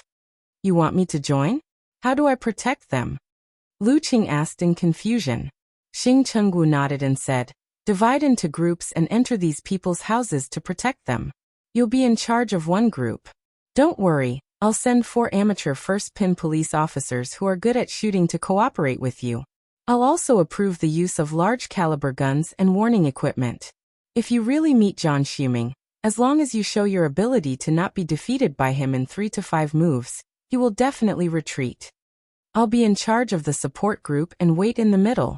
If there's any movement, I'll be there immediately. Lu, I'll tell you the truth. If the situation is really dangerous, you don't need to care about others and retreat by yourself. With your strength, Zhan Xuming won't waste time chasing you." 4 amateur first-pin police officers who were good at shooting and had large-caliber guns were a big threat to professional 7th pin. Of course, the premise was that they could react in time. Lu Qing thought and asked in confusion, "Uncle Xing, why don't you gather these people for protection? Everyone lives in the auditorium. With you leading the patrol, Zhan Xuming won't have a chance." This was the safest and most appropriate way. "Well, I've also thought about this. First, it's already dark. I'm afraid Zhan Xuming will attack us halfway, when we're moving. Second, it'll make us seem too afraid of him. We'll be too useless and lose face. And it'll have a bad influence on society. They're all famous people." Director Xing smiled bitterly. Lu Qing estimated the degree of danger, took a deep breath, and said seriously, "I'm fine with it. Where should I go?" Ke had Aunt Lu and the backup police. If Zhan Xuming really attacked her, he would only die there. "You go to Guomin's house. It'll be fine after tonight." Xing Chenggu had already made arrangements. Uncle Xing wants to thank you first. Guomin? Isn't he the big boss of my dad's factory? Lu Qing was stunned. You're tuning in to the Li Mei's Wuxia Whispers YouTube channel. We're so grateful for your support, and don't forget to subscribe to join us on this incredible journey through captivating stories. Your generosity through donations truly makes a world of difference, as it's the primary source of revenue that allows me to expand and enhance this channel for you. Thank you from the bottom of my heart for being a part of this adventure.